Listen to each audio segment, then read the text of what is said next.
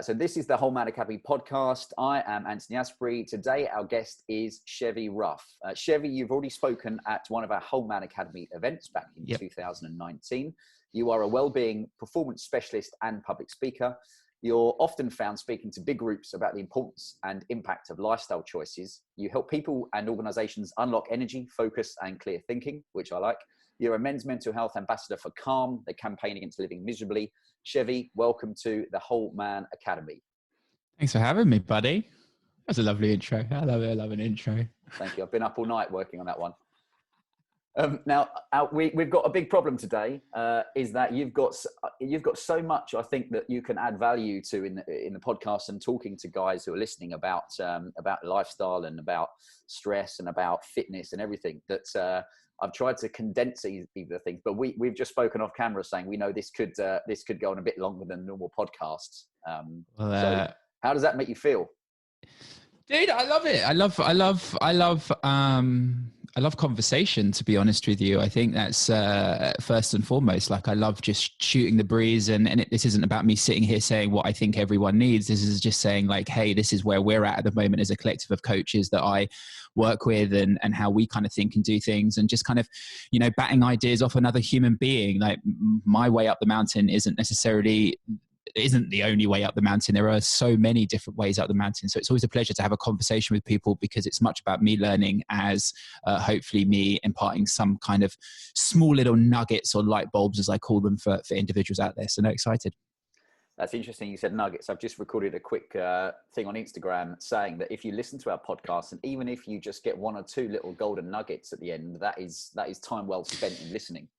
So it's actually a big thing that I talk about quite a lot. So I obviously get asked to go into organizations or to work with communities on, hey, Chev, like we need you to come in and talk about stress, or we need you to come in and talk about mental health, physical health, productivity, or whatever it may be. And I'm like, cool. So what's your budget and how much time we got?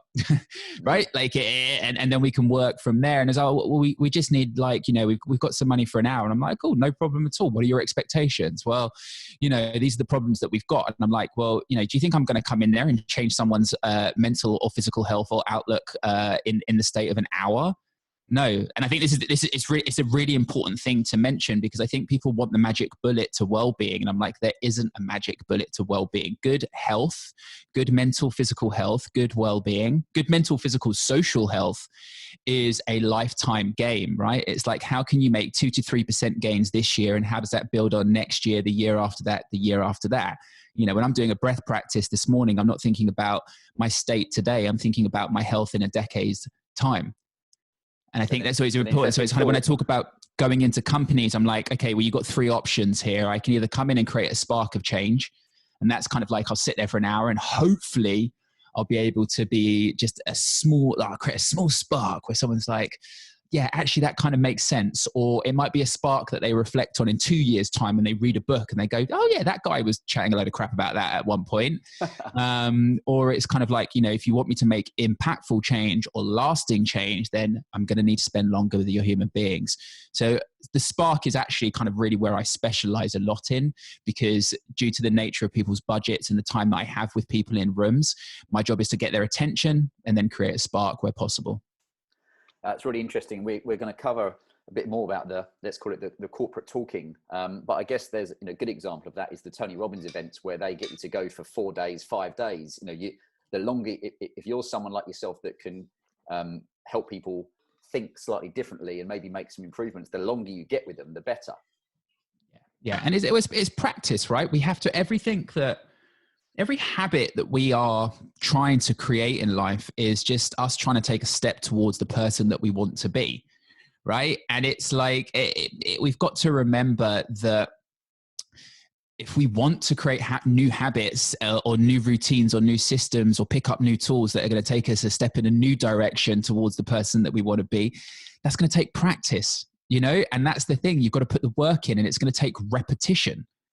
And I think that's what people just don't, and that's going to take failure. It's going to take 2 steps forward, 5 steps back. And I think that's what I try and impart with people, is that it's a long game. and you've really got to put in the practice and put in the work to be able to get the outcome of the results that you want at the end of it. That's it's something, as you said, I think a lot of people want the magic bullet, be it with their nutrition or fitness or career or trying to deal with stress. I think that's one of those, as you say, it's compound decisions, isn't it? Each day you don't get a great body for going to the gym once, and you don't have a healthy lifestyle by having a salad. It's about, daily decisions and daily practice. And it's the same, and it's the same thing and I think this is really important, that the same principles apply to shifting your mindset. There are mindset interventions that can occur within the space of 20 minutes and half an hour that can have lasting effects with people. But people have got to be in the right place, in the right state for that to happen. It's not, I can't just walk into a room and be like, oh yeah, I could just change the way you think and no problem at all. There's definitely we can look at psychology, and we can look at there's some tools out there that we can. And once again, I'm not a psychologist, so I should make that really, really clear. But we can look at the world of psychology. We can look at the research, and there are certainly some great tools that we can pick up to try and be able to just shift people's mindsets, kind of, and nudge them. Right, that's the spark, right? Like being able to do that. But ultimately, to ingrain new behaviors and new ways of thinking is a marathon. I started on my road. I'm 30. I've just turned 39. So I've just turned 39, and I've got a tattoo on my arm here, which was my 27th birthday. And I read an article which was, a man starts to become it was a bullshit article, I should say. Like, it was just like, a man starts to become a man at the age of 27. That's when we start to kind of take the journey from boy to man, as it were. And I was like, okay. I was becoming very aware of myself, and I was becoming aware of my habits and my behaviors, that they weren't healthy. They weren't sustainable long-term. There was definitely darkness in me that I was running from and moving away from. And that was 27, that was like 12 years ago, and I was still working in the city, stuck in the square mile. And it wasn't an overnight thing to me to go from destructive lifestyle where I was to now being happily married to my amazing wife, to be comfortable in the skin that I am as a man, and to have changed career and changed direction. But more importantly, to wake up every day and not living in negative thoughts, but actually living in a place of just being present, being grateful, being able to see the good amongst the bad and all the other shit. But that's taken time. It takes time, and it's taken work. And it's not been a marathon. It's been a serious endurance event over the last 12 years to get here. Well, that's that brings us on to the first thing that I remember when we first met and I heard about you, that kind of brought you up on my radar, was, of course, you worked in the city for a decent amount of time, and which is similar to myself. And I just wondered if you could tell the guys that are listening kind of what you did in the city and why you left, because it's a transition that I think a lot of guys in the city maybe want to make, but haven't got a clue where to start or what to do. So I was, what did I do? I was responsible for the credit crunch. I'm pretty sure. Like I have a clue what I was doing. I have a fucking clue. So I kind of fell out of school at the age of 17, and so it was like 20 odd years ago, and that was a time when they were giving anyone like a job in the city. Like, you could go into back office operations, no degree, no nothing, as long as you was a little bit cocksure and could be able to handle the traders and be a lad. Like, it was like, yeah, come on down, get on board. So I started stuffing envelopes in a small brokerage firm, build up my temp temp CV, and then I got a job at Credit Suisse. Once again, making cups of tea and just stuffing envelopes, and then I kind of moved more into settlements, trade support roles. And again, like, I was like dyslexic as fuck, right? Like, seriously. And like, my job was manual trade matching. This is when trades were done on pieces of paper, and those pieces of paper were slipped in like to my in tray, and then I had to match it against our counterparts in the market. Dudes, dyslexia. I can't even spell that word. Like, it was absolutely ridiculous that I was doing that job. Never a clue. Didn't understand the financial markets. Didn't understand the square mile. I probably have a better understanding as I do now than I did while I was working in it. Yeah. Kind of. So I did that, and and then I moved into a career in recruitment, talent management, or essentially sales, for lack of a better phrase, looking after investment banks and placing people into jobs within investment banks. But I kind of did that up until 30. But I always say the real story for me, and what you're asking at, is that, so when I moved into the city, I was a hugely lost young man, just stumbling my way through life. And one of my big problems, and always has been continuously, has been my abandonment issues from my old man. My dad kind of walked out at the age of 12 from our household literally overnight. He had an affair, and there was a lot of anger in my house leading up to that moment and that time. So when I walked into the city, I never really got on with boys in school anyway. I never really understood how to navigate the playground. I never liked football. I always pretended I liked football. I always pretended I could play football, and then I show up on the court and I couldn't. And I was always a yes person. I was a liar in school. And I hate using that word, because I was just trying to survive in the playground. But it was like, oh, you like this person? Yeah, I like this person. Or yeah, no, my dad does this. I didn't even have a dad. But it was like, it was that kind of trying to fit in was something. Sorry, Bad. No, go on. I was going to say, I was just thinking, he's trying to fit in, isn't it? And it's a natural response, because fitting in means that you maybe feel less pain from the people around you, because everybody likes you a bit more. Yeah. Well, everything.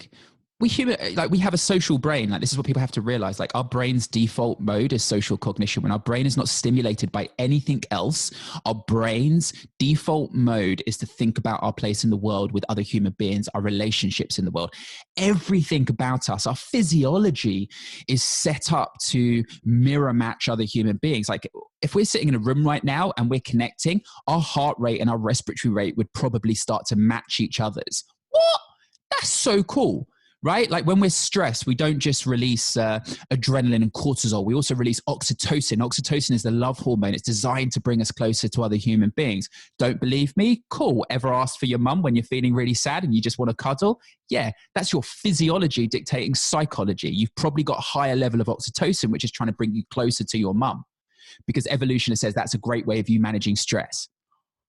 So it's everything about us is wired to where we are placed in the world with other human beings. So in the playground, it was just that, where do I fit in the tribe? I want to be accepted. Love me, love me, love me. Please be my friend, And I was called Chevy Rough, dude. And I was fat for a while and had long hair, and I looked like a mini version of Meatloaf. I was just you'd pick on me as soon as I walked in. I was a target. So I did that, and I say that story because it's important to understand the mindset, or how I started to walk into the city, which was just really not knowing anything about myself at all, not being inward in any kind of way. And I went into the city, and I suppose the big story, not the big story, but the connector for me is that I remember going to the pub the first time, and I never really drank, even through the challenging times of kind of my old man leaving and being a teenager, 16, 17, I never really drank. I went and ice skated and played ice hockey on myself. I was cool. Yeah. And, but I went into the city, and I remember going down the pub the first time, and obviously I'm surrounded by a load of traders, a load of boys. And this was you got to remember proper barra boys down there. Do you know what I mean? It was and it's, what do you want to drink? And I remember going, I'll have an orange juice, please. Nope. And they were they laughed. They literally laughed. And they were here is a pint of Stella, and learn to love it. And it was that was it. And it's really important to understand the psychology of being the young man that I was then, which was I didn't understand the word no. I just understood that I wanted you to love me, because my dad, in my eyes, didn't love me, and he had walked away from me. And plus I was surrounded by older men. It's these fatherly figures, and then also younger men who I wanted to be part of their tribe. So just the whole environment set me up to just be yes. And then here's the interesting thing about it, is that I started to drink, and drinking gave me superhero powers. Anxiety and depression and all these kind of things weren't even words on our lips 20 years ago, not even 10 years ago, not even 6, 7 years ago. It was hardly on our lips. And alcohol gave me superhero powers. Suddenly, because I was trying to always find my identity in the pack, what I realized is alcohol gave me the identity that I craved within a pack of men. Yeah. It gave me humor. It let me be the joker of the pack. It was like the guy, I would always be the last man dancing, and, you know, it would make me brave to go and dance with girls and chat to girls. Like, it gave me an identity. And then suddenly it'd be like, oh, we're going out for a drink tonight. Chev's in. Yeah. Right. And it helped me deal with that anxiety. And like, I never had anything to say when I was sober. You know, I was a good, engaging guy, but ultimately, if you really tried to sit down opposite a table from me and for me to share and talk and be able to bring conversation, like, I wouldn't have anything there. Yeah. Because all I had was pain and, you know, whatever from a childhood. Like, I was surviving every day. I never had good stories. I never went traveling. I never went to university. I just rolled into the city. But then, so alcohol gave me the superhero powers to mask all of that. And then, to cut a long story short, I know you asked how I got out, and so I kind of did that. And then, look, one thing led to another, and alcohol turned into cocaine very, very, very, very quickly. So my story of working in the square mile in whatever capacity I was working in for up until I left at 33, but was really about dealing with the addiction around alcohol and cocaine. But cocaine was definitely the thing that was really destroying me. I understand your point about, let's say, going out for guys with a drink, especially who are older than you. And therefore, in theory, if they're all older than you, they're more senior, they have more senior positions than you as traders and brokers, which I saw myself.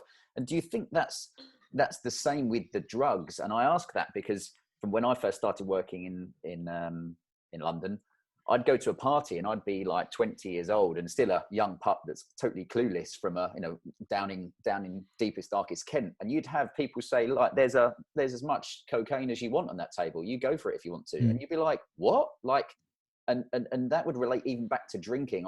My nickname was LT, which stood for lager top. And why? Because I didn't want to drink the pints, because I've always valued health quite highly. And I'd say, oh, well, I don't want a lager, but I'll have a lager top. Because in my head, I'd say, do you know what? It's 10% or less a lager, and I'll have that. But I couldn't say, no, I don't want to drink. I'd say, all right, well, I'll have one. I didn't even want it. And then you'd have 8 of them, and then you'd get your superpowers.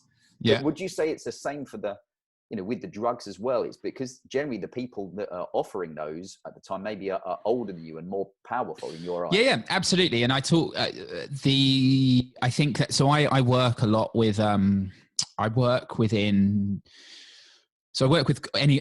types of organizations. But I spend a lot of time working with sales organizations, sales teams, I should say, within organizations, or kind of like, your rainmakers, your money makers, whether that's like your front office guys, or whether it's your sales team, or whether it's your client services team, or whatever it may be. And I spend a lot of my time working with those guys because I understand the psychology of them. And I understand how to communicate well-being to people that necessarily just, it's the last thing on their list a lot of the time, right? Like, it's like, okay, cool. You're going to try and get them to light some candles and do some breath work. Like, no, thank you. But if I can come in, it's just not, they're not going to get, so it's like, so I kind of understood how to talk to the busy minds. So I do a lot of work there. And within that, I work with a lot of C-suite, or I work with a lot of directors and managers. But I also work with a lot of like kind of mid-level or senior salespeople or principals or account directors or whatever it may be. And again, I'm not a therapist and a psychologist, and I keep my coaching very black and white, in the sense of, this is the things that you can do today to influence how you feel tomorrow. This is how you understand your human behavior, your human performance, human productivity. I do all these things. But obviously within that, sometimes we get into it, right? We look at mindsets and we look at purpose and we look at values, because it's really important when asking people to make change is what's driving that change. And people just wanting to run a marathon in a certain time is never going to keep them consistent with training. But them understanding the connection between running and them being a better father down the line, in their health, and how it can give them the energy and focus to show up for their loved ones at the end of the day, and how it can help unlock all this psychology and this physiology. Like, when they start to understand that, and start to be more valid, and how it lends itself to their value system, then people tend to be more motivated. So I do a lot of that. And that's what a lot of work that I learn is just help people understand what their values and their philosophy systems are from a very basic level. And that starts to ask some deeper questions. I navigate them waringly, but one of the big things is always purpose, right? Like, what's my purpose here? Because I appreciate that I'm selling and I'm bringing money in, but ultimately a lot of people just aren't happy within doing that. You know, there's only so many watches they can buy. There's only so many suits they can buy. There's only so many cars they can buy, right? It's like, and the buzz of it is fantastic for some, but for others, it's just not really filling the void that they want. So I start to look at purpose and trying to attach them to some form of purpose. And I try and get them to think about their tribe, and I get them to think about, you know, the youngers within their tribe and how they can add value and how they can be a stable place for these young people coming into the industry to learn and to grow and to develop, and how we can teach them the lessons that we wish that someone had taught us when we were cracking on down the pub or whatever, or be a voice amongst that, or, you know, trying to get the 21-year-old to realize it's not all about the Rolex on their wrist, right? It's so much more. But so it's like, I try and get them to connect with that. But one of the big things that I talk about, and definitely with the guys who turn around to me, because they open up and some of them are like, you know, they do drugs and or whatever it may be. And I'm like, do you do drugs with younger people on the team? And they're like, yeah. And I'm like, how much do you instigate that? And they're like, oh, and I just get them to think about the fact that they are role models in these young men's lives, you know? Yeah. And I have worked with, and I have spoken to C-levels and directors and senior managers over the last couple of years that are hiding within their own, they are looking to distract from their own pain through alcohol and through drugs or through gambling. And misery likes company. And they have a level of authority and seniority within their business. And they have a lot of people who are working for them that don't want to say no. Yeah. And they can suddenly find themselves being the leader of that pack, right? And driving the culture of the business. And that culture is being driven by their darkness, right? And I think it's like, I kind of stop them and I'm going like, back the fuck up for a second. Like, you do realize that this young man is trying to find his way in the world, or young lady, you know, trying to find their way in the world, and they are looking to you for guidance. They are looking to you to be the order amongst the chaos. But you're just putting a couple of grams of coke in their hand, or you're asking them to go pick up for you. You know, what signals and cues are you sending them that is going to dictate their future health? And it's kind of like, yeah. Yeah, it is that, because I think thinking back, you know, the older guys in the city, if they're heads of desks or higher up in the company, as a youngster, I went into the city, and as you say, they were your role model, and quite honestly, you'd kind of do anything that they asked you to do within reason. And you know, for the younger guys that are listening, it sounds a bit like I know, a bit corny, but you know, it's okay to say no, but it's having the strength to be able to do that in a situation where maybe you're out and you have been drinking and you get offered something, or your boss is doing on a regular basis. Yeah, it's hard, and I think I think in these conversations, it's always hard to say, you know, what can you do?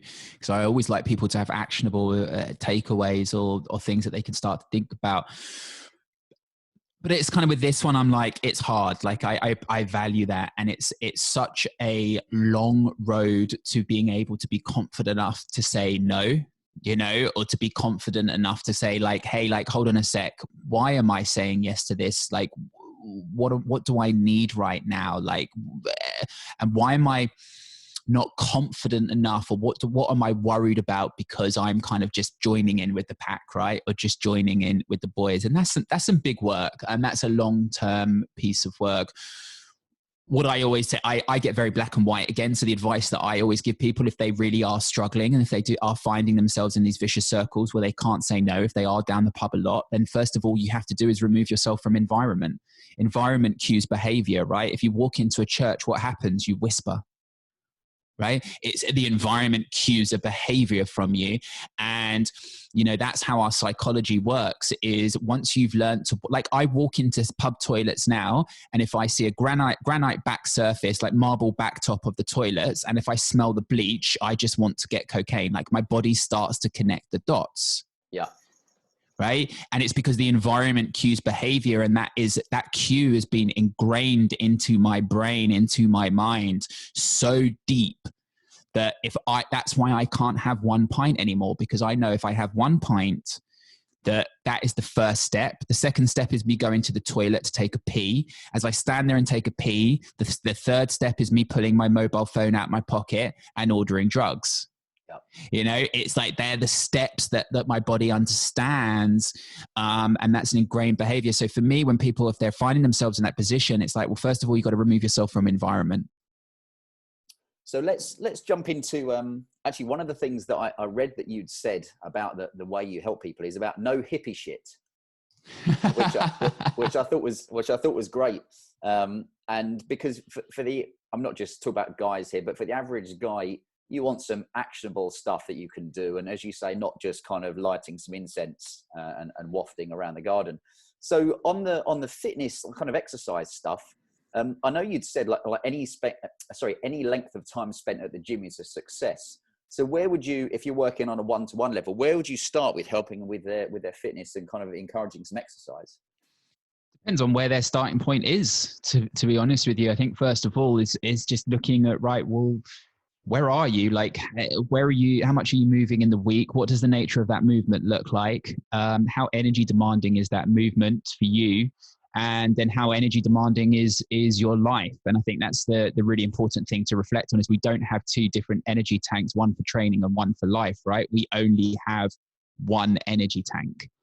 And when I talk about energy, I talk about stress, right? When our body is stressed from a physiological point of view, that is our body producing energy to be able to complete any task that is in front of us, mentally or physically. Right? The reason our respiratory rate changes first is, you know, and our heart rate pumps harder is because our body is producing energy. So training is energy, life is energy. So we have to understand that relationship first of all. Where are your energy demands? And so within that, I kind of then start to look at, well, if you know, why are you moving, right? What is the purpose of your movement? Well, my movement is to feel better about myself. Okay, well, your movement is to feel better about yourself. Fantastic. What's your relationship like with movement historically? Up and down. Cool. Do you have a lot of responsibilities in a high stressful job? Yes, I do. Cool. So let's just program you in going for 3 walks a week for 150 minutes at total, because we know that 145 minutes of walking in the week has similar mental health benefits as antidepressants for a strong majority of people. Yeah. Right. So yeah. And that's what I think it is. I think we have to start to, so I talk about, you know, there's this wonderful thing that happens in our life where our inside view starts screaming at us, telling us we need to sign up for a marathon or get back to the gym or head to yoga. Like, our evolution and genetics fundamentally has given us movement as a tool to be able to feel better about ourselves. It is pivotal to our mental health, physical health, well-being, right? And we have locked in our genes and in our non-conscious mind is this narrative all the time trying to present itself to us, like go for a walk, get back to the gym. So we understand this correlation between feeling better and movement and exercise. So that's our inside view screaming us. But more often than not, there's inside noise. And that inside noise is like, oh, well, you know, if I go back to running, I've got to run 5 times a week like I was doing when I was 20 and life is very fucking different, right? Or it's, you know, I'll only be successful if I lift this weight again, or if I go back to doing squats and deadlifts, or whatever it may be. Like, there's this noise within us that's fueling our movement. And that inside noise is often fueled by outside noise, because outside noise is culture, right?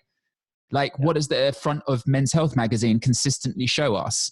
That men's health is 6-packs and big chests and big arms, right? Yeah. And men's health is get these biceps in 30 days. I don't want to knock on Men's Health too much, because actually I do slowly see them trying to change the narrative, but it's important to see this messaging that has primed us for so many years.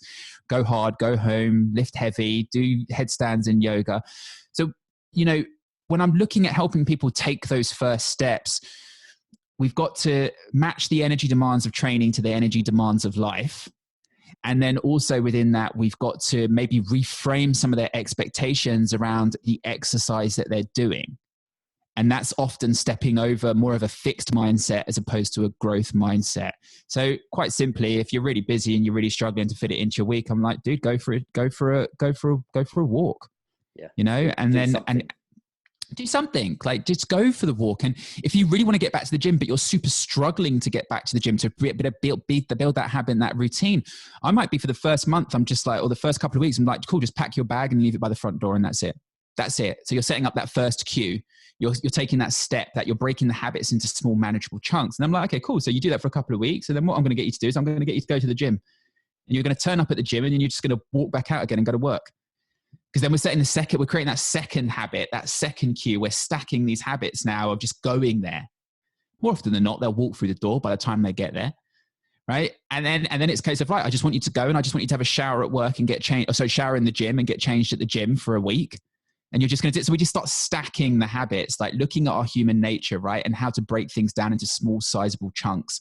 So to answer your question, I don't know, answer a billion questions there. No, I think that's good, because it's making it achievable. I mean, I'm lucky that I love going to the gym and always managed it. But even at those times, I would, like you say, I would leave my kit.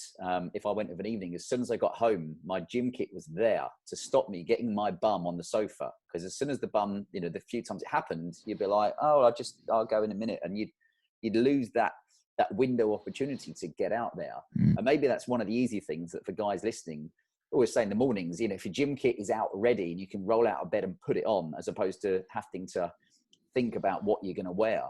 Well, this is, and you also have to look at things like how to trust yourself, how to make good decisions when you can't trust yourself to make good decisions, right? So things like time of days is really, really, really a really important one, because, to start creating the habit of looking after yourself takes self-control and willpower. Self-control and willpower are muscles that tire throughout the day as you use them, right? So the example that I give of this is, let's just say you decided you're going to eat really healthy, right? Like that's your goal for today, but then you've had a really stressful day with a lot of challenges. And remember, using self-control is not just about self-control not to pick up a donut. It's also self-control to be able to wear your emotions that you want people to see, right? Like, it's to be able to navigate, 20% of the calories that we consume go to your brain and your nervous system. Okay. It takes energy to be able to think and demonstrate the critical behaviors that we want, the thoughts that we want. So you do that for the day, and then you're just all out, right? You're all out of juice. You've just spent all that self-control and willpower keeping your shit together. And then you go to Tesco's, and you're standing there and you just can't make a decision on what to eat, and you have heavy decision fatigue. And a lot of people at that stage think they're failures. And I'm like, you're not a failure. You just don't understand physiology and how it affects psychology. And then the interesting thing is, the reason that you probably reach for glucose, i.e. sugar or alcohol potentially, and there's a lot of conversation about this, is because the brain's fastest acting fuel source is glucose. So your brain is trying to help you make better decisions, and it is craving energy to be able to do that. So things like, I'm like, okay, cool. So if you haven't got the willpower and self-control to make better decisions when standing in the food aisle at 6 o'clock, 7 o'clock on a Wednesday evening, then when are you in a place to make better decisions? When you've had a good night's sleep on a Sunday and you're rested and you can go and do your shop. And then what you can do is you can prepare your food, and then you're taking the decision making out of it. So when you can't be trusted, you have systems and tools in place where you can be trusted. And I think the same thing goes for exercises. I know that if I leave training until 4 in the afternoon, 5 or 6 in the afternoon, statistically, I will not go. Like, I just know it. So I'm like, cool, well, how can I set myself up then? Well, let's just get it done in the morning when I have more of that reservoir, that self-control and that willpower to just make myself do it.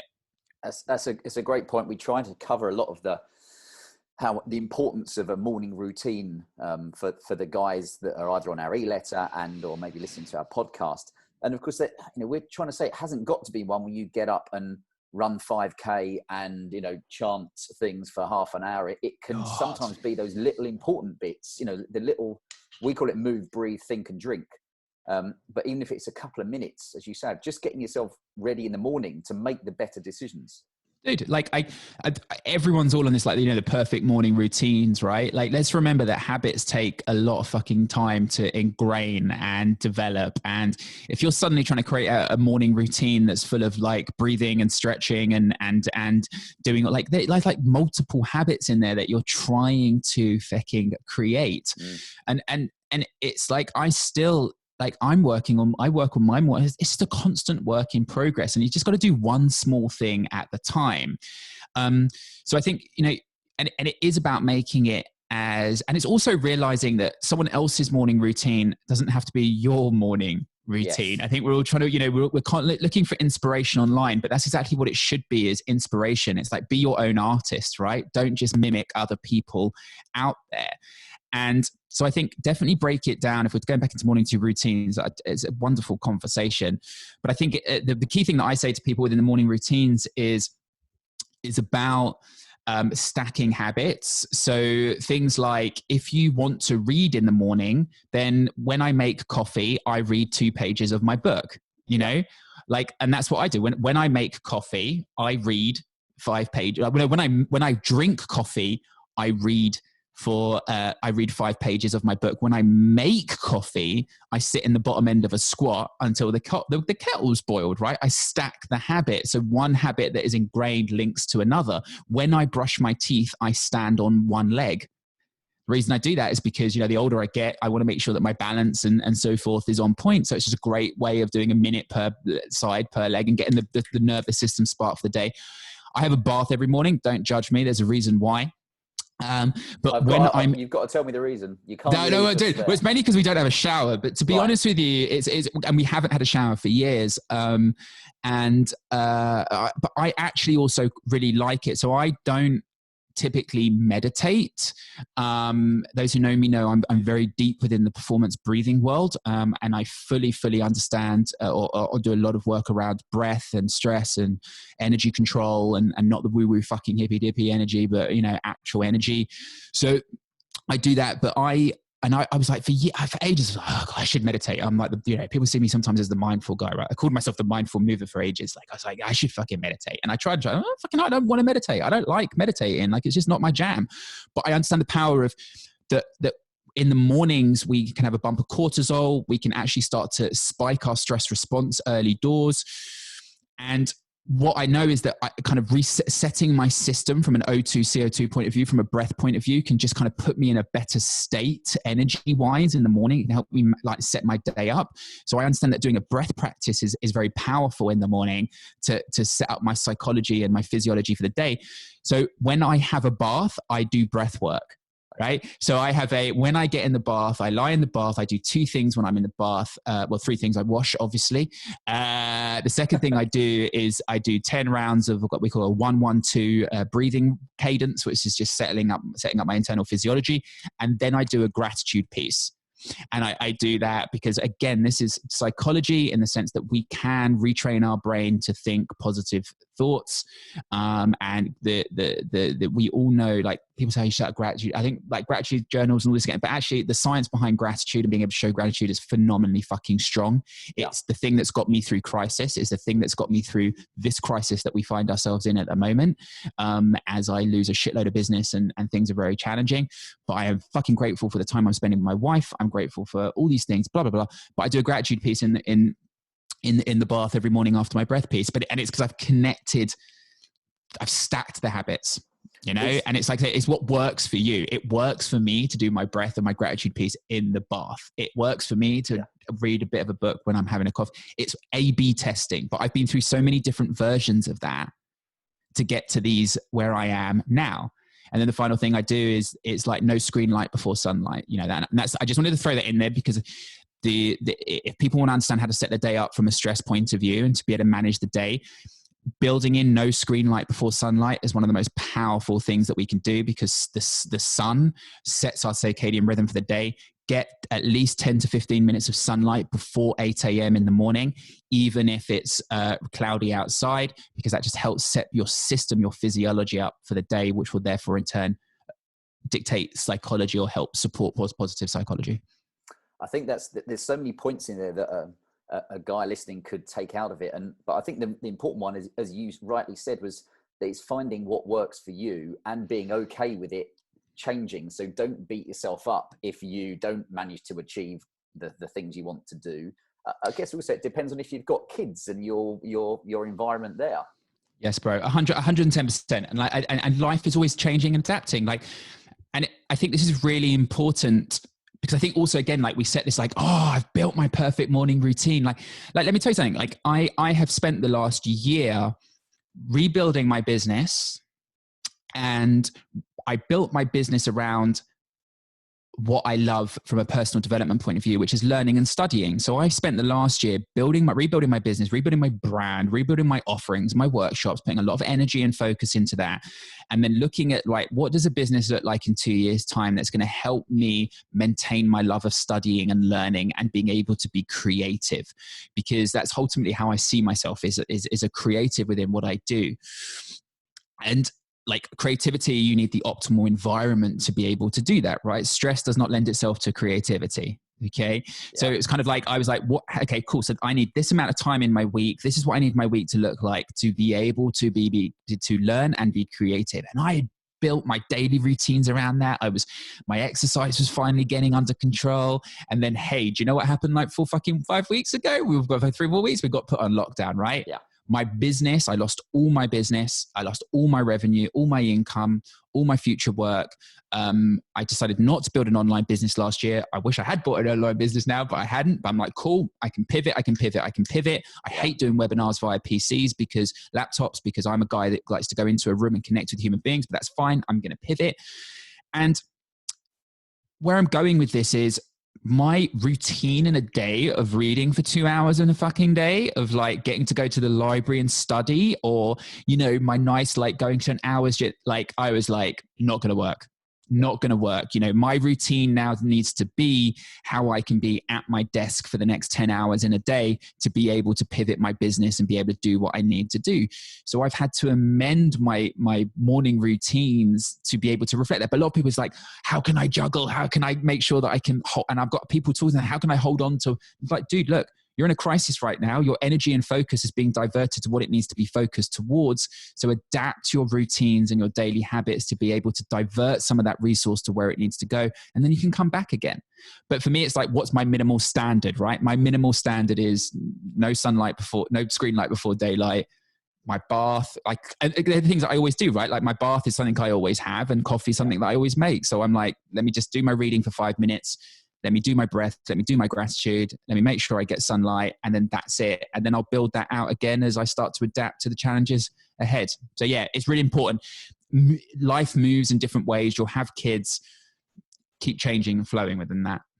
Well, it brings me brilliantly on to the next point, which I saw you'd written about, which is learning to be in solitude. Yes.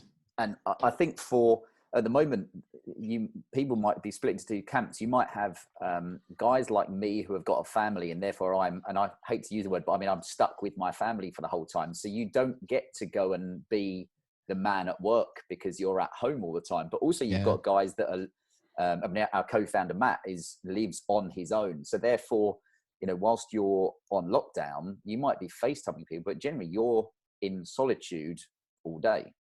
And I wonder how have you learned to embrace that, and how a guy can kind of, you know, learn from your kind of your lesson. It's super interesting at the moment, because I think there's, like you say, this is not an ordinary, if we're having this conversation during an ordinary time, I would kind of, I know my patter, if that makes sense, but I'm kind of adjusting it at the moment because there are so many people into so many different situations. And this word solitude now is a very powerful word, you know. It's like, it's, and we've seen, I mean, amongst dudes, so obviously I'm an ambassador for Calm. I think they've seen like 37% increase in their helpline being called, you know. And to me, that demonstrates there's a lot of guys out there in their heads who are just kind of feeling maybe potentially quite alone. And so I'm kind of connecting all these dots around solitude. But let me take a step back for a second, and let me talk about how I talk about solitude before we got into this, right? Sure. So just to give people a bit of context. So the thing we have to, and I've talked about this a little bit earlier in this podcast, is our brain's default mode is social cognition, right? Our brain, when not stimulated by anything else and not asleep, is designed to think about our relationships with other human beings in the world, our place in the world, right? And it does that to be able to process the day and also prime us for future relationships and conversations, because we need to be social, we need to connect, we need to do it. So our brain needs to process this.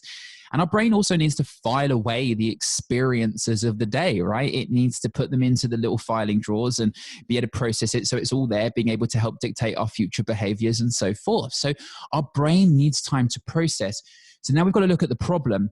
The problem is that we have, and still now massively live in a hugely connected world, but also a very hustle-like culture where we are always feeling like we have to be on, right? Solitude is almost a dirty word, or rest is a dirty word. Recovery is a dirty word.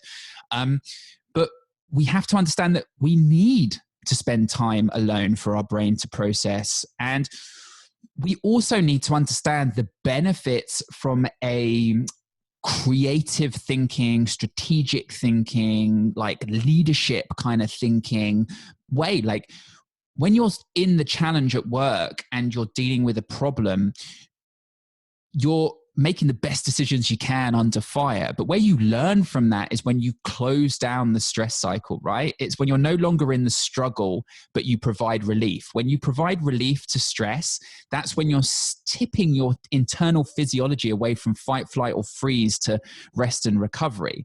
So it's when you're tipping your nervous system from sympathetic to parasympathetic, right? Now, we know that when you are more parasympathetic, when you add relief to the struggle, when you start to move away and push back on the stress in your life, that's when cognitively your brain starts to go, hey, here's some new ideas. Here's how you can navigate out of this. This is what you should be thinking about this. But when we're stressed, it's just tunnel vision on the problem and right? So it's kind of like really important that if we want to make better decisions in life, if we want to be able to lead our teams out of challenges and problems, or if we want to be able to be there for our family now and be able to communicate with our loved ones and our kids and our wife and so forth, we need to access those cognitive resources. And the only time we access them as efficiently as we can really is when we are more in a state of recovery and rest. Where does that happen? Within solitude. So it's and I always say like, that's kind of cool. I was like, cool. Well, if you don't believe me, how many times have you gone for a walk down the beach or walk through the woods and you've come up with a life problem? You've come up with a solution. Yeah. 90% of the room will put their hand up. And I'm like, cool. That's not some wishy-washy psychological feeling. That's your physiology responding to task and environment and then giving you access to new cognitive skill menus to better navigate this shit. Yeah. Amazing as that. Right? So it's like, we already know, we've already used this tool. We understand that it's there. So it's really important that people understand like there is so much, but the challenge within it is that we are so disconnected. We can't take the headphones out. We can't separate ourselves from the phone. So what happens is that inbox that we should be dealing with on an hourly, daily basis is building up. So then we suddenly ask a dude to meditate and close their eyes, or we ask someone to commute to work or go for a walk without their headphones in. They're like, shit, right? It's hard. The inbox comes flooding in, and it's because on the micro, you haven't, if you let those emails build up and those thoughts, and you don't process them on a daily basis, on an hourly basis, right? We can look at how we can close the stress cycles down, start to get into, anyway, but it's like, and that's the thing, and that's what people don't do. So it's like solitude is a necessary tool to help us maintain our energy, focus, and clear thinking. And it's one of the most powerful tools that I work on with people to help them manage their energy throughout the day. So that's kind of how I talk about solitude and the importance of it and what it can do from us. But I value at the moment that it's challenging. There are a lot of people, but I think the first, even if you're alone and you're home alone, it's realizing it. And because basically learning to become happy and okay with your own thoughts is a fucking hard practice. That's why I snorted cocaine all the time, because I didn't want to be left alone with what the fuck I was having to think about. But the first step is learning to just be a little bit less judgmental of the thoughts that come into your brain. It's realizing that you're not broken. Your brain is just trying to process and do everything that it needs to do to help you fucking navigate and be an awesome bloody fucking human being, which is really cool. So you should be like looking at your brain going, cool, I really appreciate you because you're working and you're doing what you need to do. But I think it's then just kind of breaking it down into small sizable chunks. So it's learning to go for a walk and just maybe at the end of the last 10 minutes of your walk, taking your headphones out and just kind of going, okay, let me just see what happens. You know, it's not going into deep lotus and trying to do a 60-minute meditation, because if you fucking won't do it, like I don't still bloody do it, because I'm just not in it. You know, it's breaking it down into small, smart, sizable chunks and learning to live by yourself and learning to practice solitude slowly and gradually and building on that gradually. Yeah, I think it's important for the guys listening, as you said, to realize that there's no one way to do it, and it's maybe being easy on yourself, not pressuring yourself into trying to do the 60-minute meditation, and maybe just thinking for yourself, what can I do to just calm my mind a little bit?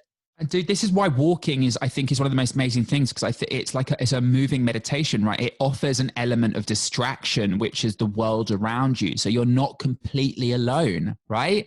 So you can go on the walk and you can say good morning to someone, and you can look over the road and think about what people are thinking. Like, go on a walk and just, when you're walking around, think about, hey, I wonder what they're going through in life right now. I wonder what they're going through life. I wonder how they're dealing with this situation right now, because we know that, because when we start to actually realize that we're not alone in this, it helps us manage our health and well-being and stress and so forth. So start to do that. Like, go on a walk, but take the headphones out and just start thinking about these things, like asking yourself some different questions.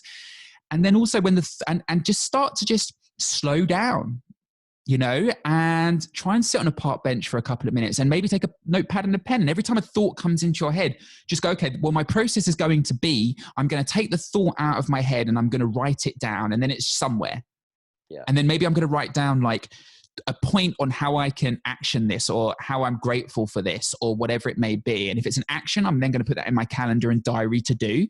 And if it's something that I'm grateful for, no matter how hard it is, I'm going to find the gratitude. I'm going to find the good in it. And if I can't, and even if it's the tiniest, smallest thing, and if I can't today, I'm going to come back to that notebook tomorrow or the day after. And it's just doing that. And so it's like, you actually have got a process. Yeah. That reminds me, there's a guy called Dave Allen who's written a book called Getting Things Done. Dude, yes. If you have read it, but what I love is, he's saying your head is for having ideas, not for holding them. So I didn't want to, it's there. I just like, I'm sure it's, I know it's here. So yeah, so I didn't want to, because sometimes I get too much into the black and white about things. And I also be conscious of just being too like black and white about bits and pieces, but absolutely. So I look at the actual voodoo. So you kind of nailed it. The reason I say write things down is actually because of the same principles that in Getting Things Done tries to teach, which is it's about ludic loops essentially. So ludic loops are these kind of like in our heads, if we don't close a loop, if we don't close a circle, things just continue to float around in our head, right? We have to close these loops. That's why if you get out of a car and you turn off the radio halfway through a song, you keep playing the song in your head. Like, our brains need to close things down, otherwise they just stay in there. So the reason that Dave Allen talks about getting things done is getting things out of your head is because he knows that it costs energy for those things to be stuck in your head. And you've got to remember this, again, 20% of your calories go to your brain and your nervous system. You spend just as much energy ignoring thoughts as you do actioning them. Like, it's really important that people understand that just because you can't hear the thought in your head, your non-conscious is having to spend your energy and use that willpower and self-control muscle to have it not being at the forefront of your head. That is resource that you could be spending elsewhere. Now imagine how many of those thoughts are ticking over in your head and how much resource you're having to put in to keeping them at bay. So I spend my life emptying my head as best as possible because, and that's again, it's a practice. So by you getting those thoughts out and writing them down, at least it's out of your head and on a piece of paper, so it's a fantastic point. Ludic loops. There you go. That's the technicals I get. Look it up and, learn a bit more about it. I think what this kind of brings it to in my head is being comfortable in your own skin. I think that's the hardship of it, right? Like, I think that it's, and this is, I pause a lot now because from a coaching perspective, this is where I stop a little bit, when I'm one-on-one with people or when I'm talking. And it's in this, so I talk about this personally, and I try and reflect on this personally.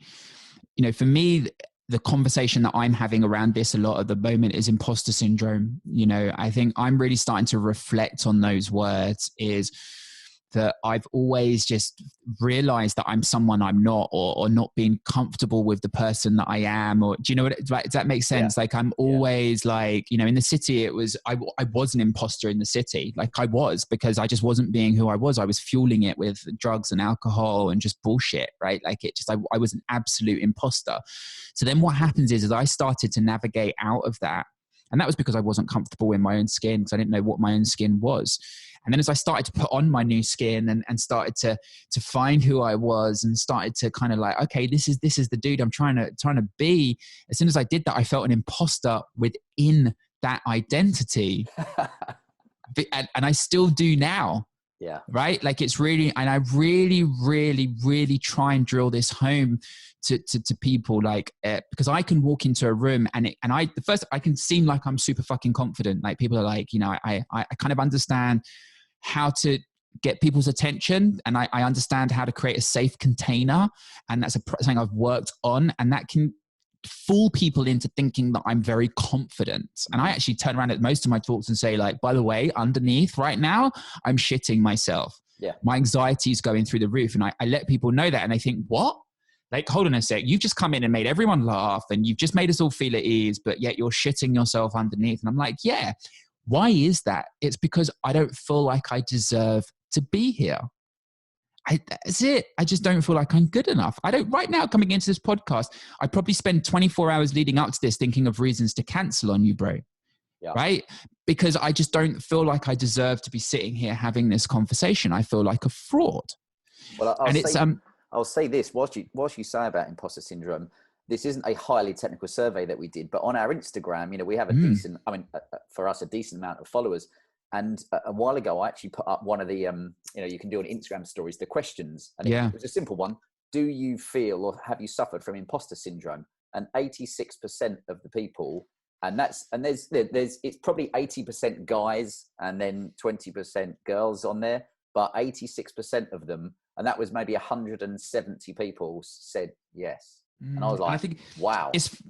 It's fascinating, and it's wonderful to talk to you about it, because and to be honest, this is stuff I'm talking. I don't really talk about much in this. I'm still stuff I'm working on. I think it's an area that I'm going to start leaning into and reading up and looking at a lot more about, because I think there's a lot to be said, and I think it's right. And I just think that we get the promotion before we're ready for the promotion, right? And then it's the one that we fought for, and then we're suddenly in it, and people are looking at us, and we're like, fuck, should I be here? Like, you know, stepping into my marriage, it was like, fuck, I'm a husband now. Like, oh, hold on a sec. What the fuck does that look like? Like, am I a good husband? Am I right? Like, you know, like I got a dog, and I'm like, well, I'm a dog owner now. Like, what I feel like people say I'm not a good dog owner. I don't know. Like, I just don't ever feel good enough, like, at what I'm doing, and I just don't feel like I should be there. Like, and it's just a very interesting. And like I say, I think you're absolutely right. Like, I think there are a lot of people who reflect on that, and I think that's a lot to do with the outside noise of the life that we are living right now. I think that we are constantly being presented. This is how it's like your morning routines, right? It's like, you know, this is the perfect morning routine. This is how I get up. This is how I do stuff. This is what I do. And it's like, well, and then when you're not living up to those expectations, you're just like, oh, fuck. Like, you know, I'm an imposter. I don't deserve to be doing this. So yeah, it's a wonderful subject area, really wonderful subject area. It's definitely one that I think for all of us, the different guys for the Whole Man Academy, you know, we've got a mixture of guys that are now helping us, and we've got a few, let's say, big things coming up. But I know when we had our event at Geese and Hawks, when David Gandy spoke, and I spoke to one or two, on paper, very successful guys who, you know, most people would know who they are, who we spoke about imposter syndrome. And you're like, dude, you're on newspapers or you're on radio and what have you. And, you know, these guys have been doing their job for X amount of years, but are still saying, God, I still don't feel like I'm qualified for this. And I'm waiting for someone to find me out. Dude, and it is, and like I've been stepping towards working a lot with artists and creatives, and there has been conversations with people who are very big and very popular, who are standing in front of thousands of people, and they're just like, I don't know why I'm here. I have no fucking idea why I'm here. And, you know, I can actually completely and utterly understand that from a very micro point of view. Like I did I suppose my, you know, so when I left the city 5 years ago now, so I kind of was cleaning up of the drugs, found running, found movement, found a new tribe and a new community to replace life down the pub, and my friends down the pub. And I started to make change and feeling good. And then I kind of like, I left the square mile, went traveling for a few months, came back, retrained as a personal trainer, strength and conditioning coach, and started to move towards where I am now. And within a year of me getting that, I got a call from the BBC, and they were like, right, we want you to come on to BBC One, and we want you to coach 10 people with mental health conditions to the London Marathon. Nick Knowles will be presenting. William, Kate and Harry are going to be in it as part of Heads Together. And it was a 2-part BBC One award-winning documentary. Like it couldn't have gone any better. And I spent 6 months of my life, 140 hours of filming. I took myself to the absolute brink to get there. But the story for me within all that was that I went from party guy, drug addict Chev to BBC One prime time in 2 years. Yep. You know, it was a pretty powerful move that I had made for myself. And I was also 3 months of getting married to my wonderful, wonderful wife. So hold on a sec, I had built the perfect life. Like I had built everything that I have fucking fought for. Like how amazing is this? I'm on BBC One. I'm getting to go like that to all the people who didn't think. And that was a big thing for me, right? Like I was like, fuck you. You thought I wouldn't make it? The big fuck finger. You. Yeah. The big finger, right? And then I was like, I'm getting married. And I'm a pretty good, like, fiance. Like I was like I'm a pretty good dude. Like I'm proud of who I am. I'm working at it. I'm fucking working hard. And I was like, the airing of the second episode, I put my first antidepressant in my mouth. Like at the airing of the end of the second episode that went out. And there's that whole other conversation I was having to do with a lot of. Yes, there was a gremlins locked away in the closet. There was chronic stress that was going on, and a lot of my stress.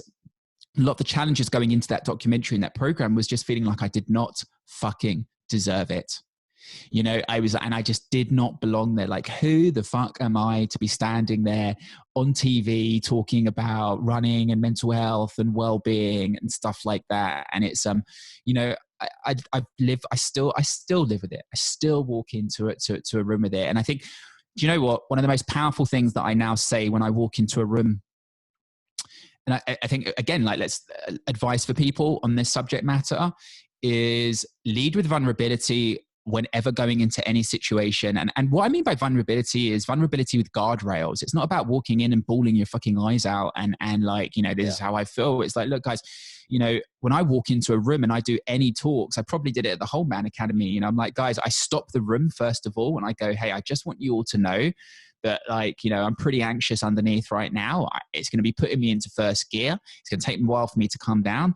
You know, I have a fear of failure. I have a fear of this. Right. Just because I've said that, it makes me feel better. Let's go. Yeah. You know, and it's business. Did. And I remember it made me, respect you even more. Because I was like, oh, you know, he's not pretending that he's going to tell us everything that we should know. He's going to say, hey guys, I'm not perfect. I'm shitting myself. Yeah, and that's why I always like to say people like, and this is really important. And I always say, like, I'm not the map maker. I'm a journeyman, right? Like I'm on the road with you right now. I don't have. And then the second thing that I do a lot now is like, I walk in and I kind of go, right, before we start X, Y, and Z, and also before we continue, this is the reason why you shouldn't trust anything that comes out my fucking mouth. And you should be completely and utterly skeptical of every single thing I say. Number one, I do not have any letters after my name. I do not have a PhD. I am not a doctor. I am not a therapist. I am not a psychologist. So depending on what you value, I might not be the right person for you. And it's really important that you know that. And then I might list off one or two other things. And it's really funny because it's actually a very powerful sentence for me to say. And I've never said this really out loud, and I think I still reflect on it. It's a very powerful sentence for me to say because education and smarts was something that I never had it in the right. What did I say? I cussed myself out in the city. I was responsible for the credit crunch, right? Like I didn't understand what was going on. And I always felt stupid because I didn't really get the bigger picture. You know, when I was doing the BBC documentary or training as a coach, it's like I always felt behind in my learnings and my knowledge and my education. You know, and moving into this space that you can feel now. I put up a big guardrails about this is what I do and this is what I don't do. But it's like I have to, you know, for me, it was always a big thing. I never thought I was smart enough. Yep. You know, I never thought I was smart enough. So now to be able to walk into a room and just go like, right, by the way, I ain't fucking got all this shit after my name. And what I'm trying to, I suppose, get out with people advice is imposter syndrome is, I think we all think we have to present this best version of ourselves. Just more often than not, leading with complete fucking honesty and transparency. Yeah. But it's what I thought was important also is when you came to the event and, you know, you said to the guys there, I am, you know, either anxious, nervous, I can't remember the exact terminology used. And that takes you back to the night that we had a kind of our launch event at Geeves and Hawks, and myself and Matt had to stand up on the balcony and make a speech. And get this, I looked down, and not only have I got my dad and my sister there, who obviously I care about what they think, but you've got, I don't know, 150 people, all from various important things. But also you've got Jeremy Vine standing there looking at me. You've got Gabby Roslin, who, you know, I grew up watching her on telly. Yeah. You've got the BBC breakfast presenters like Tina Tahili and Ben Thompson, and you know, people from the very top of banking and et cetera, et cetera. And I stood there and I was like, what the fuck am I doing up here? And inside I was shitting myself. But of course you realize that, you know, I had feelings of anxiety. I wasn't anxious, but I had feelings of it. And I got through it. And one of my friends after was like, oh, how do you do it where you stay so cool? And I was like, no, you know, be okay understanding that, you know, it's fine to be shitting yourself at that point, as long as you try and just control it as best you can. This is, you know, getting back to a physiological point of view, you know, I think this is, so whenever I work with people who are walking into environments, they've got to present themselves or, you know, they've got to stand up and, you know, talk about a slide or give a powerful speech to a bunch of troops that aren't feeling that great. It's really important, and we can look at some of the science behind this. It's first of all, is getting people to reframe that feeling, right? So, and I kind of try and remove anxiety now from the vocabulary about what's going on. The reason that your chest is your blood is pumping faster around your body, the reason that your breathing is changing is we can either frame it as anxiety, or we can start to say like, hey, actually your body is producing more energy right now for you to be able to deliver at the task in front of you.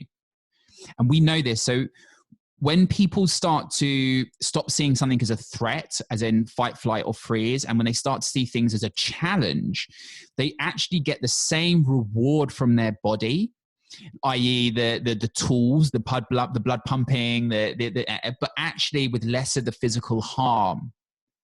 So by actually reframing something mentally, the psychology, you actually start to shift your physiology, which is a really crazy fucking thing. So, you know, trying to get people to realize that actually, hold on, that feeling is your body giving you the energy and focus to complete a task in front of you. That is your body's way of saying what you're about to do is really important. I don't need you to be all calm and zen right now. What I need you to do is take this energy and focus I'm about to give you and nail the fucking shit out of it. Yeah. And we know that when people have that simple mindset intervention, when they start to be able to reframe the anxiety as their body putting them into a challenge state, we actually know they perform better. Yeah. So it's a really, it's a very simple thing is that's where we start to talk about these mindset interventions. It's realizing that feeling that you've got is a fantastic feeling. Channel that energy, channel that focus, and you'll come out better on the other side. We should be writing that bit down. I wonder, I was going to ask you also, when you're up talking to groups, do you ever have it where, you know, you're talking to yourself in your head whilst you're delivering to people? And I would guess for most people, sometimes that those voices are the negative ones. It's a bit like Peep Show. Yeah. So this is like, sometimes I must be really honest. I'm sitting here trying to do my flies up. I was like, you go for it. My question is, why this do is you a boy do show. It's fine. We can talk about that. So I actually, yeah. So I'd probably say for 90% of talks right now, I'd say I'm in flow. So I'm kind of like, that's just where nothing else, I'm just in it, and I'm just going through it. And that's what I really try and achieve. But I definitely have a lot of, I do definitely deal with that voice in my head at stages. And it's actually really important. I use it I actually talk about it in a lot of my talks, and I use it as a learning point. And I talk about the facts of shit that's going on in my head. And the message that I try and drive home with people is we get confused about what stress is and what stress isn't in our lives. Like, you have to understand right now that you and me sitting here focusing on each other is a stress, right? Like 20% of your calories go to your brain and your nervous system. We know that professional, so master chess players, what they called, grandmasters or whatever, whenever they are playing in a tournament, they can burn up to 6,000 calories. Wow. But they're just sitting there. And this is what I try and people understand is thoughts, feelings, emotions come at an energy cost, right? So, and it's important that we understand this. So if we understand that energy cycle, i.e. this right now is an energy cycle, aka a stress cycle, we understand that we're going to need to provide relief to this stress cycle once it's finished. So I won't go from this into another phone call. I won't go from this into the gym straight away or training. What I would do is I'll go for a walk for 10 minutes and I'll just help the system close the stress cycle down. So I'm then ready to engage with the next task, right? And this is where we start to managing energy on a micro level. So I get people to realize that. And I talk about the talks. I'm like, you just think I'm standing up here in front of you talking no, I'm talking through my mouth. That's more anaerobic than aerobic. That's burning sugars as opposed to fats. When I burn sugars, that comes at a higher energy cost. But also, and you got to realize, guys, is that as I'm working in this room, I am navigating the thoughts, feelings, and emotions of this room as well. And the example that I give to get back is it's like, to make people, I might have 2 minutes ago had a bit of banter with this person over here, or I might have said something, or I might have asked them to raise their hand to get the room going, right? I might have, but halfway through that question, I might be thinking, shit, she's not ready to have this conversation, or she's uncomfortable. And then I'll be moving forward and I'll be 5 minutes in and I'll still be thinking about her. Yeah. And I'll be worrying about her and thinking I've let her down. And then my brain will start cascading. And that's these days where I am in my head, is you can start having to work this room. I know where we're going. I kind of started this is like, do I sit there and kick the shit out of myself thinking I deserve to be up there? I'm actually going to be kind of honest, not so much these days. And I suppose this is a point to drill home, and is the difference between a fixed mindset and a growth mindset. And this is why I want to say, actually, these days, I kind of don't kick the shit out of myself when I'm up there in flow and doing it, because I'm not going to be the sum of one talk, and I'm not invested in how I'm going to do a talk this week. I'm thinking about my ability to do talks in 10 years' time. That's what I'm excited about. I'm excited about Coach Chev in a decade. Because I'm like, I know I'm okay now. I'm not fucking great, but I know I'm okay. But I'm like, if I keep working with a growth mindset and learning and developing and leaning into the shit that scares me, and the only way I'm going to get better is by doing. So even if it's a bad talk, even if it's a bad workshop, when I step away from it, if I think, right, what did I learn? What did I take away? What did I do better? Why wasn't this? If I go away with a growth mindset and think I'm not the sum of that one talk, then I'm like, it has value no matter what.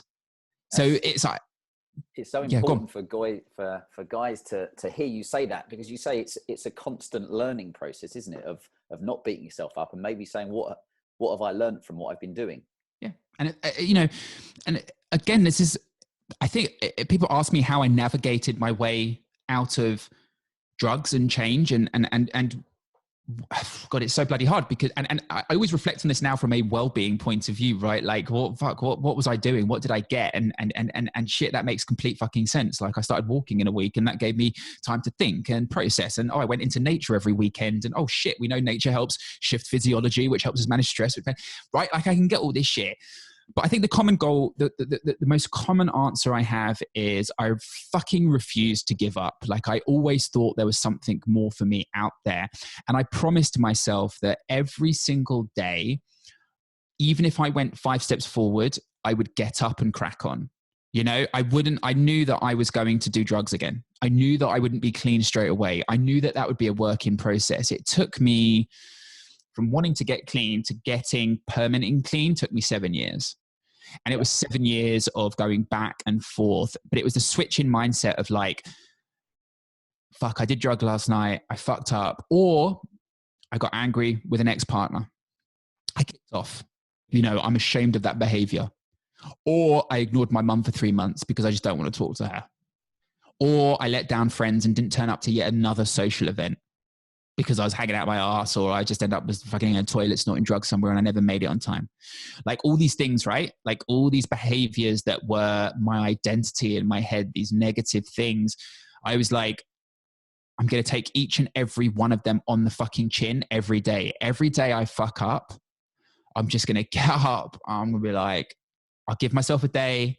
I'll have my ice cream moment. I'll get over the come down, or I'll deal with the emotions, but then I'm going to wake up tomorrow and I'm just going to crack the fuck on at any cost, you know? And if you're in my world, you're with me, I'll try and explain who I am. If you're not, I'm on. And I think that was the thing for me is I developed a growth mindset. I realized I just needed to keep picking myself up and learning. And I realized I learned not from books, but from fucking failure in life, you know? And it's, I think that's it's about advice for guys who are trying to navigate their way out. You just got to keep A/B testing. Well, I appreciate you being so honest. And I think that's what with the podcasts, one of the things we wanted and one of our values was about authenticity, because we can all sit here and say, you know, I do everything well and I don't fuck anything up, but we all know that we're doing it constantly. And it's funny when we're talking about, we're encouraged to be authentic, but I know we've said before, you know, okay, that's great, but now tell me how do I be authentic, and how authentic? I really appreciate you, brother, because this is a big conversation I'm having with coaches and, you know, fellow friends. What is authentic to you, out of interest? Where are you on this subject? It's an interesting one, because I think it's evolved, because when I had my mask on when I worked in the city, but being authentic now is where the podcast has been the most important development for me, is actually not talking to people about what they should be doing, because for me, I've made some stupid mistakes in my life, especially working in the city. And now it's being okay with that and being able to talk about it. You know, you're not shouting at people saying I did this and I did that, but being able to talk about it and just be saying, yeah, guess what? You know, I acted like a dick at various points in my life, and probably still will, but that's okay. And just try and relax and not try and prove yourself to anybody. I think, absolutely. And I think it is, a couple of things in there. I think one, it's so hard to define. I think it's really, I'm still yet to be able to sit here and give a real definition as to what authentic is, or be able to say something that people go, oh fuck yeah, like that makes complete sense, because I'm figuring out that. But to be honest with you, I'm not actually even trying to figure it out in so many ways, because I'm like, I think I'm just doing me, you know? And I think that a phrase that comes to mind at the moment is, I'm just trying to provide relief, not cures. You know, and that comes from a dear friend of mine, Charles Oxley, who's reading a book and said it to me a while back. And it's not about just shouting at people. It's just trying to provide relief to them, and relief just coming in the form of like, hey, these are the lessons that I've learned, dudes. Like, this is where I'm at. This is how I think I got here. By the way, if you ask me this again in 3 years' time, it will probably be different again. You know, it's like, that's what life does. It changes and it evolves, and your thinking evolves, and your feelings evolve, and your outlook evolves. And for me, my authenticity, I think, comes from just really owning my shit, because that's how I connect with people. I'm just like, this is it. And not being worried. I think, I this is me shooting the shit with you now. Like, I think it's maybe, you know, presenting the version of myself that is true to me, and not the version you want me to be. Yeah. You know, and I think that's, I have a tattoo across my chest which says, I am not who I am. And I got that on my chest when I was like 22, dude. Like, I didn't even have any insight into health or mental health or my own shit. It was a sentence that resonated with me. I am not who I am. And I think this comes down to, again, the social mask. And I think we're so busy thinking about what you're feeling, you're thinking at the moment. And I'm so busy trying to fill, like, I want to fill gaps. I want to help you. I want to, even as a coach, like, it's like, I want to help you. I want to provide the cure. The reason I want you to do that is because I want you to like me, and I want you to accept my knowledge and see me as a fucking guru or whatever it may be. Validate. And I want to fill the silence. I don't want to listen to you. I'm pretending like I'm listening to you, but all I'm fucking thinking about is how I'm going to fucking change your fucking world right now. And like, and just giving you a really good feeling. And I think it's about not being afraid to say what needs to be said, no matter the outcome. Does a tree make a noise if it falls? If no one's, I don't know. I'm not looking for some ancient mystical thing there, but I think, that's what it is to me, is not being afraid of the outcome, while still being respectful. That's one of the big reasons why with our events with the Whole Man Academy, that it is important. Now, we always say, we've had some high profile guys come in, and it's not always about having someone that's high profile there, because it's difficult to continue to do that. But actually, for often the guys in the audience, seeing someone like David Gandy up there talking, who they seem to think maybe has got a perfect life, and him saying, being authentic and saying, guess what? Sometimes I got sick of going to the gym, 5 days a week or twice a day, and etc. And social media and the different things you have to deal with. It just helps guys go, all right, it is okay to find things challenging. Yeah. And I think it's super, and I think we have to in the men's, like, we're talking about this Whole Man Academy, we talk about it, like, I always get, but we have to, I think, because I think we're all just, like, why are we fucking like we are? Like, why? Like, why the fuck are we so silent? Or why do we struggle? Like, why I can see my wife is upset, like, at the moment. And I can find moments where I'm struggling to connect or extend myself. Like, what the fuck is that behavior about? Like, what the fuck is that about? Like, I love her implicitly. Like, and I want to be there, but why am I struggling to accept? Like, why?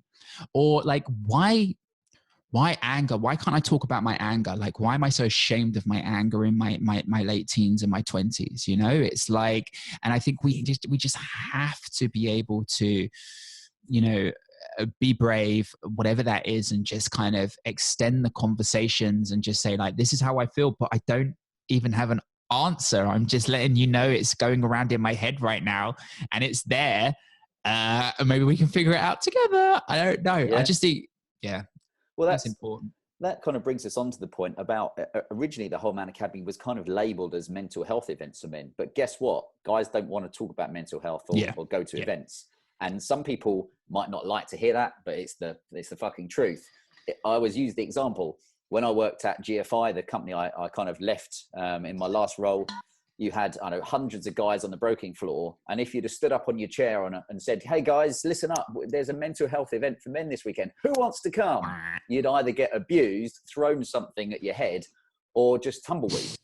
And it's probably abuse. And I can understand it, because guess what? When I worked in the city, if you'd have told me there was a mental health event, I'd have said, there's nothing wrong with me, so I don't give a shit about it.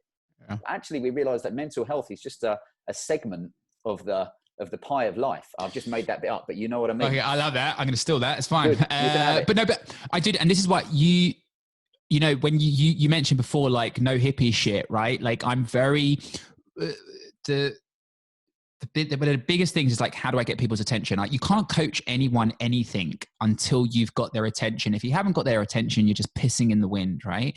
Yeah. And how do you get people's attention is by a bit of theater, it's a bit of creativity, it's about knowing your audience a little bit, but more important, it's about being able to speak the right language, because that's how we use things that's how we communicate with each other, is through language, and language is everything. And if I start coming into a room of traders and start talking about, like, this is how you'll manage your health, and try and light some candles and hit some gongs and say we're going to do a breath practice, it ain't going to fucking work, right? Like, it's not, like, I have to pick my approach, right? And it's like I said, there's men in general, you're absolutely right. Like, if you try and sit opposite, and like, people say to me, oh, can you come talk to my boyfriend or husband about their head or whatever? And I'm like, okay, does he want to? And yeah, I think so. Okay, cool. Like, I'll arrange a coffee. You can go sit opposite him. I'm like, no. I don't want to arrange a coffee. I don't want to sit opposite him. We'll go for a walk around the park, and I'll go for a walk around the park, and I will spend ages talking about everything except what we're there to talk about. Because if I tackle him head on, he's just going to because he's still figuring it out himself. He doesn't, how the fuck do I know what he wants to talk about when he doesn't know what the fuck he wants to talk about? Yeah, so you get defensive. Yeah, exactly. And it's guards up. But I do trust in the supercomputer that we have on top of our heads. And if you can create the right environment, people will start to access that supercomputer. Right. And and I think that's the thing about mental health is you're absolutely right. Like there is another conversation here as well. I'll do in a second, but I think you're absolutely right. Like, I think, with men, it's, I think language and approach is absolutely everything. And I think that's why I love what you guys do, because you're able to put in repetition and you're learning. And I'm interested in Whole Man Academy, not in 6 months time, but in 3 years time, because if you keep putting in the repetition, if you keep getting eye to eye, you're going to really start to figure out exactly how to communicate, and you'll be able to find a formula that works for a certain, population of dudes, which is going to be very powerful. What's working in your world? What do you kind of, how have you guys adapted? What's working? What seems to be received well? I think it's the good thing for us is we've got a good group of guys who are working on the Whole Man Academy. So I like to think of myself as an all-rounder.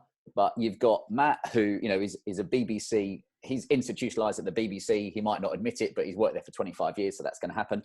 Matt's a guy who is at the BBC.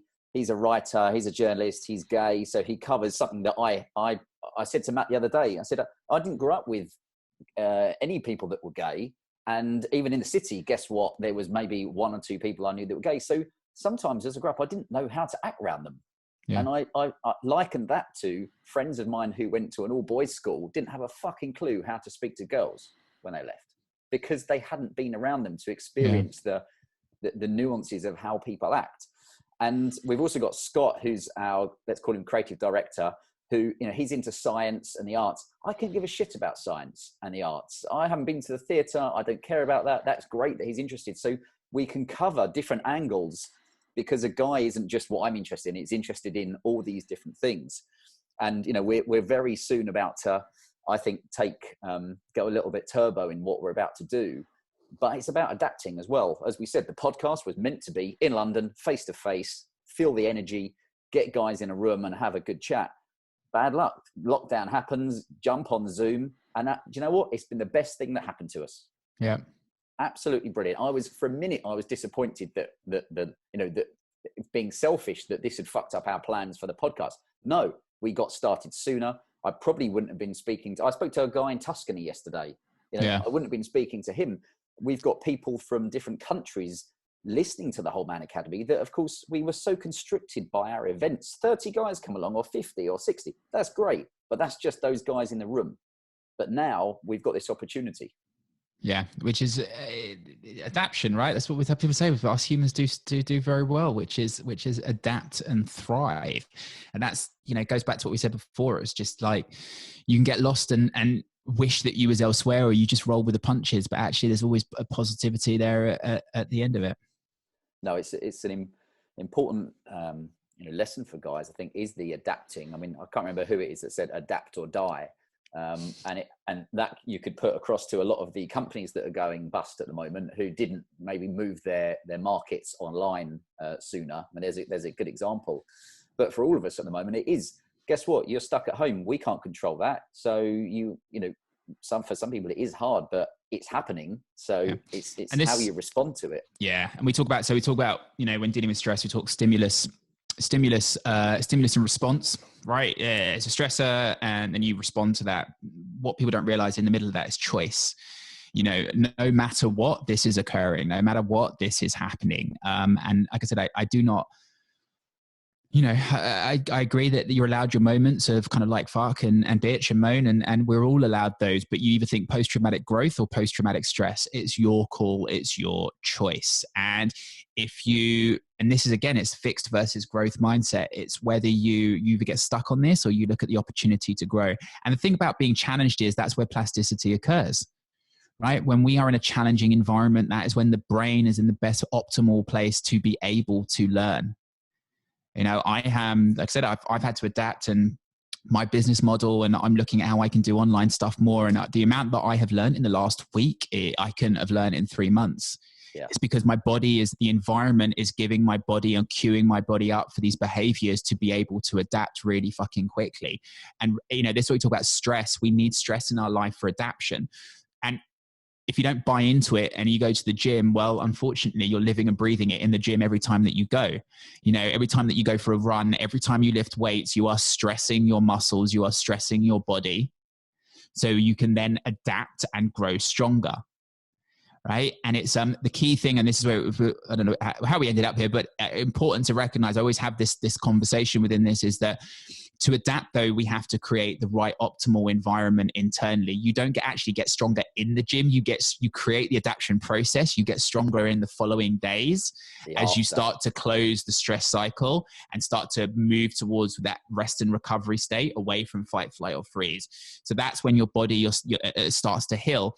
And the same thing goes for, me adapting from this conversation. Like at the moment, my brain is thinking over time. I've said a few things that I haven't talked about before. I'm really interested in the authenticity conversation we just had.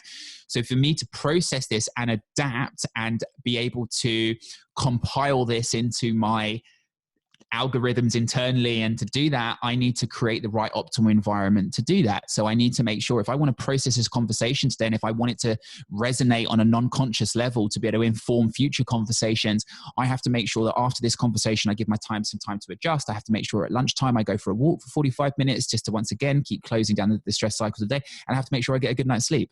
And if I can hit those metrics, then I know that I'm going to assimilate this conversation into my database, and therefore I have grown as a human being. If I just stay in a constant first gear and stay constantly stressed, then I'm not going to have learned from this. And it's, again, we can look at this from dudes being stuck at home at the moment. We know that, we all have been in the fucking conversation and in the argument with a loved one, right? Fucking like tunnel vision, like I'm right, you're fucking wrong. That's it.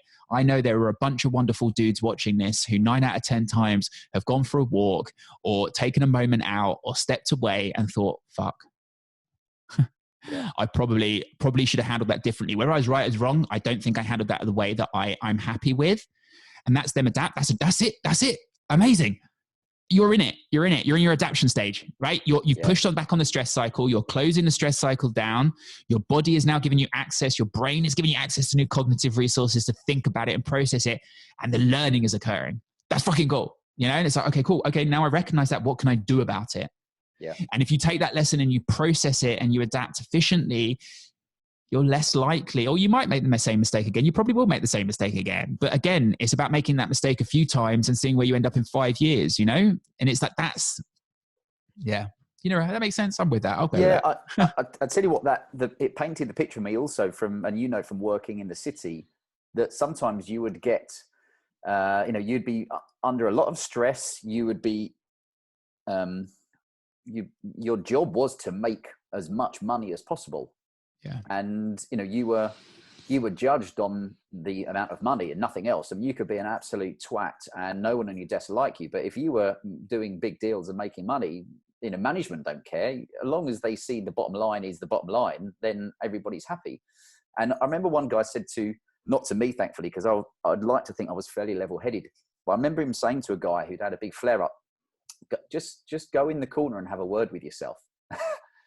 And I remember laughing at that. And I used that myself for years because, we can't help flaring up, especially when you've got a phone in each ear, you've just lost a deal, your friend who's, your colleagues were actually your competition. I mean, it was depending on what desk you were on, but like it or not, the guys around you, if they got hold of a deal and you didn't, and they just made 10 grand in a phone call, and you'd be like, yeah, great. And you'd be thinking, fuck you, I've just lost that. And that was the deal that day.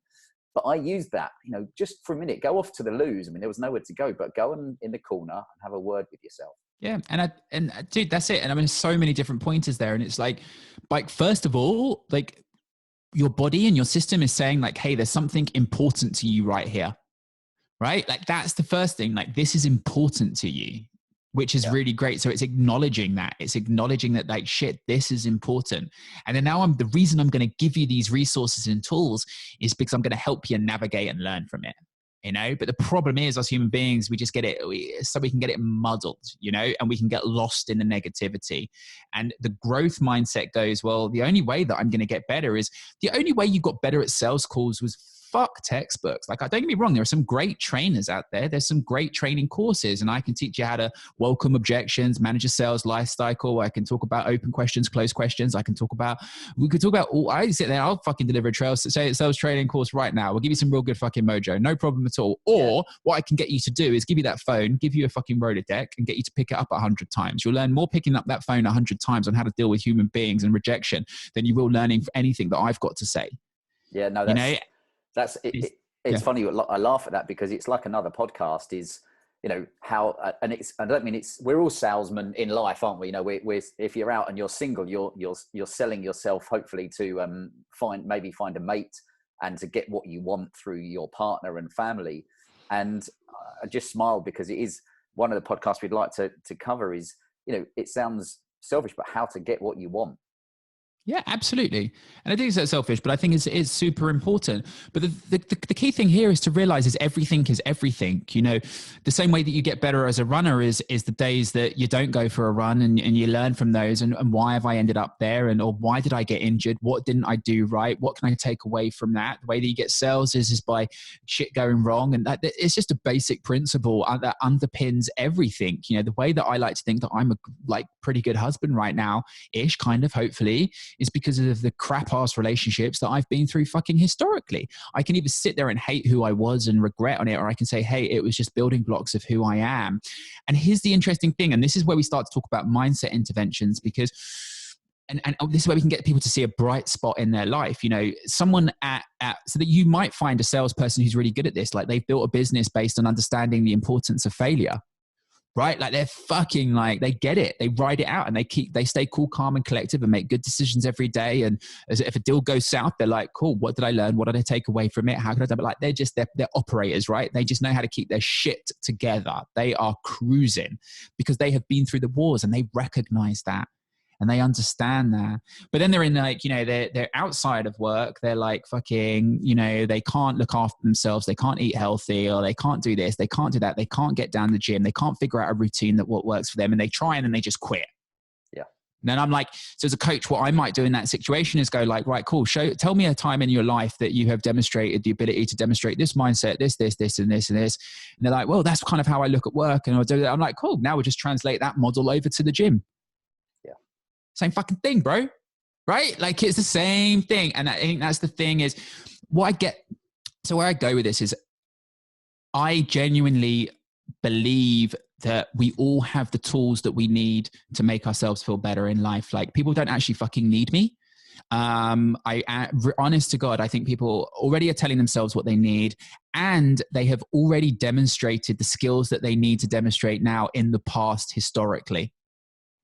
Right? They have at some point demonstrated the mindset or the actions or whatever it may be. They just need to connect with that again. And they just need to take more of a growth mindset and keep A/B fucking testing. If you can do that, you don't need people like me. Like you don't need coaches in your life. You just keep fucking putting one foot in front of the other. Are you pointing them in the right direction? Do you think giving them a nudge?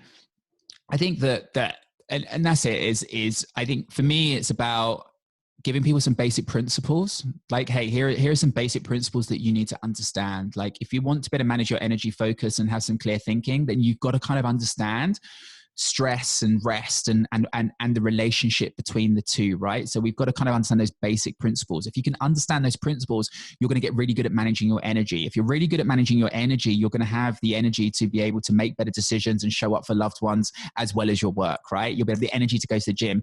You'll be able to have the energy to create habits and willpower. So that's kind of the principles. I can get you to understand the principles. Fantastic. And then for me, it's the mindset intervention is a very small thing. It's like, okay, cool. Now let me just nudge you in the right direction. Let me make sure you've got a growth mindset and not a fixed mindset. Let me make sure you just kind of realize this is about a deep practice, right? And you just got to keep putting in that repetition, but it's also okay to keep failing and whatever. And then once we've done that, then we start to look at like habits and tools and systems and just kind of a little bit of guidance on how to A/B test. And then it's like, dude, you kind of, once you've got those, I'm like, off you go and do your thing and keep reading and keep learning and keep turning up to seminars, but don't keep listening to me. Like, I don't want you on my books for longer than 3 months. I don't want you as a coachee. I want you to come on board. Let me give you these principles. Let me give you these tools. And I would rather you go work with 5 coaches, and pick and cherry pick what's right for you. And then, hey, you know, you want to come back and have a conversation about that and do that, we can do that. But I think there's, like I say, so many ways up the mountain. Everyone's so unique that my job is just to give a few nudges. That's an interesting one, saying, you know, go off and I'd say expand your mind by working with different people. We've spoken recently actually on our podcast about the importance, and Scott, our creative director, says about the importance of getting around people that maybe are different to you, and maybe even that you don't agree with. Amen. That, you know, that if we just hang around with people that agree with you all the time, that I would call that a fixed mindset. And actually, I'm pushing myself now to listen to people that I'd initially go, I don't want to listen to them. And I'm like, do you know what? Let's listen. And half an hour in, I'm like, shit, they've got some good stuff here. And that's definitely, I mean, one of my big growths at the moment is trying to find people that really fucking disagree with me, but that are able to sit and have a conversation with me, you know, and want to have that conversation and debate. You know, I've got some quite polarizing thoughts around mental health. Like, you know, I just do, you know, I've got some opinions on it, and it's I think it's okay to have these thoughts and feelings and opinions. And I'm not saying I'm right. I just want to bring a different conversation to the table. But I surround myself with people who think quite similar to me, or, you know, and that's the challenge that I have, is trying to find people who are ready to really fucking shoot the shit and have a conversation, because I know that's when my growth is. And then also just people who completely fucking disagree with me, like completely disagree with me. Like, put me in a room with like Wellbeing's equivalent of flat earthers. Yeah. Do you know what I mean? Like, you know, and I just think that it's because like, I might be wrong. I don't even know if I'm right. I don't know. Like, that's the whole point. And I can learn and I can grow. And I want to know what are you reading? How have you got there? What are you thinking? Like, and please challenge me. It's hard because I want to be right. And that's something I really make really clear, because that's the imposter syndrome in me. Like, I want to walk into the room and be the smartest person in the room. Yeah. So I also know not only from a learning development, but also from an ego perspective, I need to challenge my thoughts more. I need to be told shit that I don't want to really fucking hear inside me, you know? And I need to also be criticized, and I need people to pick me apart, because that's how I will grow. And I also know that it makes me very fucking uncomfortable. It can make you feel defensive. I know that from us talking with, you know, we've got various people kind of, let's say, advising us, unpaid advice, if that makes sense, but, you know, that will give us really good advice about the Whole Man Academy. And when I get it, because it's not what I want to do, a little part is like, oh, and you go, yeah. And I'm thinking, fuck you. Like, I'm not taking your advice, but actually it's really good. And I've let's call it, I've meditated on it, which I haven't meditated, but you get my gist, where I'm like, shit, it hurts me to look back and realize, one of the people, when we did I think it was our first or second event, I spoke to a friend whose hubby is a CEO of a very, very big company.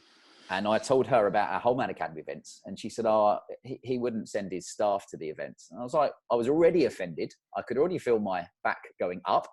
And I said, why not? She said, because it sounds a bit negative. And I was, inside I was pissed off. And it takes a lot for me to get pissed off. And now I look and realize he was totally right. If you just said it's mental health stuff a minute, it did sound too negative. And we realize it's about, it's about growth, and not just focusing on the word mental, because it doesn't help us at the moment. It's really interesting. There's a couple of interesting things. Like, firstly, like, don't worry, we've all fucking, I still am there.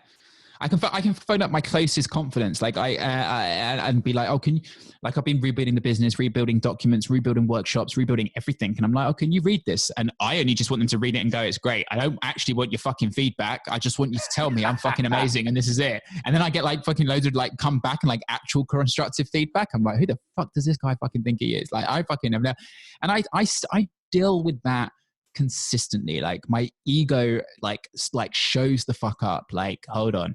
But, you know, and that's a practice. But I think that it's funny, actually, you said something I love. You know, again, one of my potential polarizing opinions, it's not that polarizing, I guess, but one of the opinions that I've got, just to steer the subject away for a second, is it's interesting what you say about the mental health and negative conversation. So this is something I have talked a lot about behind the scenes, is that I've started to, so basically within my narrative, I started to kind of drop a lot of I still use mental health because people understand what I'm talking about when I use those words, and it just gets to the point. And again, you've got to speak the language that people understand to be able to get their attention. Yeah. But I shy away from using it too much, and also the level of content or conversation that I have around mental health condition or mental well-being conditions, or whatever, like, you know, anxieties and depressions, and using these words and constantly talking about these things, because there's a really interesting thing in psychology called priming. So, you know, like you know, people talk about like Facebook hacking us. I'm like, dude, like, you know that like Sainsbury's and Marx's and stuff have been hacking us for like fucking like years. Do you know what I mean? Like, marketing agencies have been hacking our human behavior and psychology for a fucking long time. Yeah. You know, and there's a really interesting bit of research, which is that if I was to show you the word, if I was to time you and how long it takes you to walk to that door behind you and back again, nicely placed plant, by the way. If I was to take the time that it took you to walk to that door and back again, and then show you the word old and time you again, statistically, you would be slower the second time when I showed you the word old, right? So we're constantly being primed by our environment, and that priming cues behaviors. Example again, as I said before, going to a church, right? Like, does that. So we understand that, right? And we've got to think about that, like our system. Like, have you ever stood out in front of a car and taken a step back without even realizing? Like, our non-conscious is just constantly fucking like ticking away, looking out for us. It's amazing. So here's the thing about mental health. And I take a step sideways and I look at the plastic conversation right now, right? So, oh, I just got rid of it. Bollocks, I was doing this example earlier on. So if I was to show you a big old plastic bottle that I was drinking from right now, a lot of people would probably be sitting there going, well, he should probably get a container, or why is he not drinking out of a glass at home? You know, it's like, think about the planet, right? Because we're all primed to be having this fucking conversation around plastic at the moment, right? But if you'd looked at it 2 years ago, if I was drinking out of a big bottle of plastic water, you'd be all thinking, shit, I need to drink my 2 liters a day. Yeah. Right? So we can start to understand how outside noise, how culture influences and primes our behavior. Like, how many people actually give a fuck about the planet versus they're just doing it because their friends are doing it or social media is doing it? Just asking the fucking question, right? Like, I'm not saying that's the case. So here's the thing. So now you understand the power of priming. I'm like, okay, so we've seen a massive uptick in the conversation around anxiety and depression and stress and all these kind of things over the last few years. How much is that actually priming the behavior? Yeah. Right? Like, and I really say this to anyone watching, I like to play devil's advocate. I'm not saying I'm right. It's just, I like to have conversations. I like to explore these things. And this is something I kind of want to explore with experts on my podcast and try and get into this with people who have got letters after their name, who can fucking give me a little bit more. But I just think it's really important that, you know, and actually this is also fed by talking to a lot of people in the industry, talking to a lot of speakers within the mental health game, and talking to a lot of people who are open within their channels. And I'm sure that like a lot of people almost built an identity through their narrative around mental health and opening up. And if you speak to a lot of people within the industry who talk about their own journey, I'm pretty sure, I know a strong majority of them, because I speak to a lot of majority of them, turn around and go, I kind of just don't want to talk about this anymore. Because Chevy, honestly, I say I'll stop you. I'll ask you to pause, just because this is one of the big things for us. And it's so funny that you brought this up, because we've been to events where there's speakers, and, you know, Scott and I always talk about what damage is it doing. Now, we understand that they mean well and there's great intent there, but what damage is it if I say to you, Chevy, tell us about the worst day of your life, you know, take you back to it, and you'll feel your physiology change because you're going back into that. Tell me about it. And then, you know, and we'll pay you for it as well. I mean, interestingly, you know, what damage does that do to the person that's talking about their mental health and maybe going back to their attempted suicide or one of their darkest days, and doing it maybe daily or weekly? We wonder, you know, what's the consequence of that? So you buy in, and we buy into repetition creating desired outcomes, right? And we buy into every day, every habit that we create is taking a step towards the person that we want to be. So if you're someone who is going in and constantly playing this thing on repeat, and you are reliving these things on repeat, like, what is it dictating? And if you're writing about it every day, if your conversations online are about this every day, like, I absolutely know there are people online who have made very impactful change by opening up, who now are struggling to step away, right? Like, and struggling, and they've created an identity within that. Everything they've done, every step that they take, every post that they say, every word that they do, every talk that they do, every video that they do, every Insta story that they do is reinforcing this anxiety of being a depressive or being anxious or whatever it may be. So then how much is that on a non-conscious level continuously to priming that behavior? And I think it is such an important conversation for us to have amongst us as a collective of talkers and coaches and people trying to change this conversation just from a care of duty perspective. This is a conversation that we should be having behind closed doors, but also that it's great that we're having it because this is letting the outside world into conversations that we should be having as a collective and as organizations. Because how do we keep this conversation going? How do we maintain this conversation? But how do we have protective guardrails around it? And like I said, from my perspective, my talks used to be massively open, vulnerability, leading from everything and reliving my story again and again and again. And then, do you know what? 18 months ago, I was just like, I'm fucking done. Yeah. I'm done. And that's why if anyone looks at me on social media, my all my platforms closed down well over a year ago. I'm only just starting to come back online again now. It's because I was like, I don't want to talk. I was never really all the time, but it was definitely raw. I mean, I talked through a lot of my going on to antidepressants, coming off it, and I connected and built an audience. And then you're the mental health guy that took 10 people with mental health conditions to London Marathon, and you're talking about your own mental health. It was like people were like, oh fuck, like this guy's the guy. And I was just like, I need to press pause because this can't be right. And now my talks just don't, I very rarely share like how I got to where I got to, but that's taken work. And it's also scary because a lot of people who make incomes from this or do this, it's like, how do people identify with it? It's like, how do I, it's like changing your persona and brand. And I don't know, I'm waffling now, but it's I'm glad that you're having this conversation. It's a really good point, and it's one that maybe people won't speak about because they fear that they'll sound, I don't know, mean or but are you saying now not to talk? Sorry, I call these creative interruptions. Yeah. You're allowed to do them. But it's like now people saying like, oh, hold on a sec. Are you saying now that I shouldn't talk? Do you know what I mean? Like, hold on, you built your career out of trying to get people to open up and talk, or you created your identity or your brand, or you got me trusting you and you got me buying into you because you opened up and spoke. And now you're saying you find it hard or we shouldn't speak? Yeah. Yeah, it's well, a good example of that is he's a friend of mine, but we met through the Whole Man Academy. And I remember the first thing when I looked onto his one of his social media bios was he said living with depression was the first thing he said. And I, with the greatest respect, I was like, dude, let me give you my advice, which take it or leave it, throw it in the bin. I'm happy either way, but you're not just depression. You're living with happiness, sadness, joy, love, all the different feelings. And if you're going to, every time you open your Twitter bio, remind yourself that you're depressed, how is that going to help you? Please take it off and let me know how you feel. Dude, no, you're absolutely right. And I think this is because it's almost, and again, guys, I really make this clear. Like I fully respect everyone's different, but it's the, I identify as someone who's living with depression. So how quickly do the habits that person creates on a daily basis reinforce that identity? Right? If we're all about identity and wanting to fit in and have a social thing, and we want to, think about how our place in the world or where we stand, it's like, if we label ourselves with this, and I know it's a strong word, but if we put this label on us, if we wear this t-shirt, how much through all our actions and everything that we got to do, are we just trying to reinforce that label?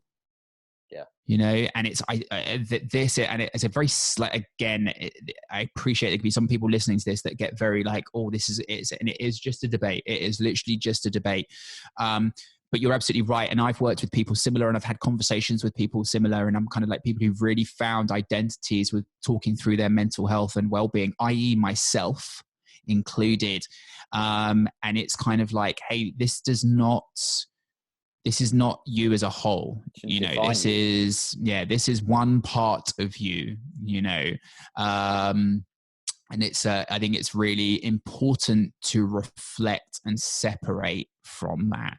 And then it's, I think also when people have such strong tones and identity with that, it's like, and there's a belief that they can never necessarily change, and I think that's a scary thing, because 9 out of 10 times, if not more, people can make change. I'm not saying that the great healing, but I absolutely have again and again worked with people and individuals and communities and charities and you know, I am fully in camp. Like, guess what? You can change the way you feel and think. How fucking cool is that? Like, how cool, your brain is plastic. Like, your brain can rewire itself. It can think happy thoughts. It can think gratitude. It can learn to live in the present. You know, I always said the other day, like I was the example, like, obviously, like I said, I've been rebuilding stuff for the last year, and it's been a lot of like real focused, energized, creative days on hard days and bullshit days. And I struggle a lot with sleep, and getting to sleep. And it was kind of, I was lying in bed, it must have been about 3 months ago. I was lying in bed and it was like 3 a.m, and I was looking up at the ceiling, and I was like, you know, my head was just whirring because I was thinking about, oh God, I've got to write this and do this, and I've got to create this and do this. And I'm like, oh God, I just wish I could get to sleep. Oh, and I'm like, hold on a sec. You're lying in bed because you've got creative thoughts occurring. You're lying in bed because you're energized and positive about your life. I remember when you used to lie in bed every fucking day, hating yourself, hating your life, lost in pure fucking darkness and pain. And that was 59 out of 60 days. And then you'd have one break in the clouds for one day. Yep. But now I have 59 days where I'm kind of like, life's pretty fucking good. I'm pretty cool. It's tough. It's like that, but I'm pretty cool. And then I have the odd day here or there where I'm just like, you know what? I need to put fucking Netflix on and just fucking like disconnect from the world and hide from the world. But I know that changes my life. I was like, how cool is that?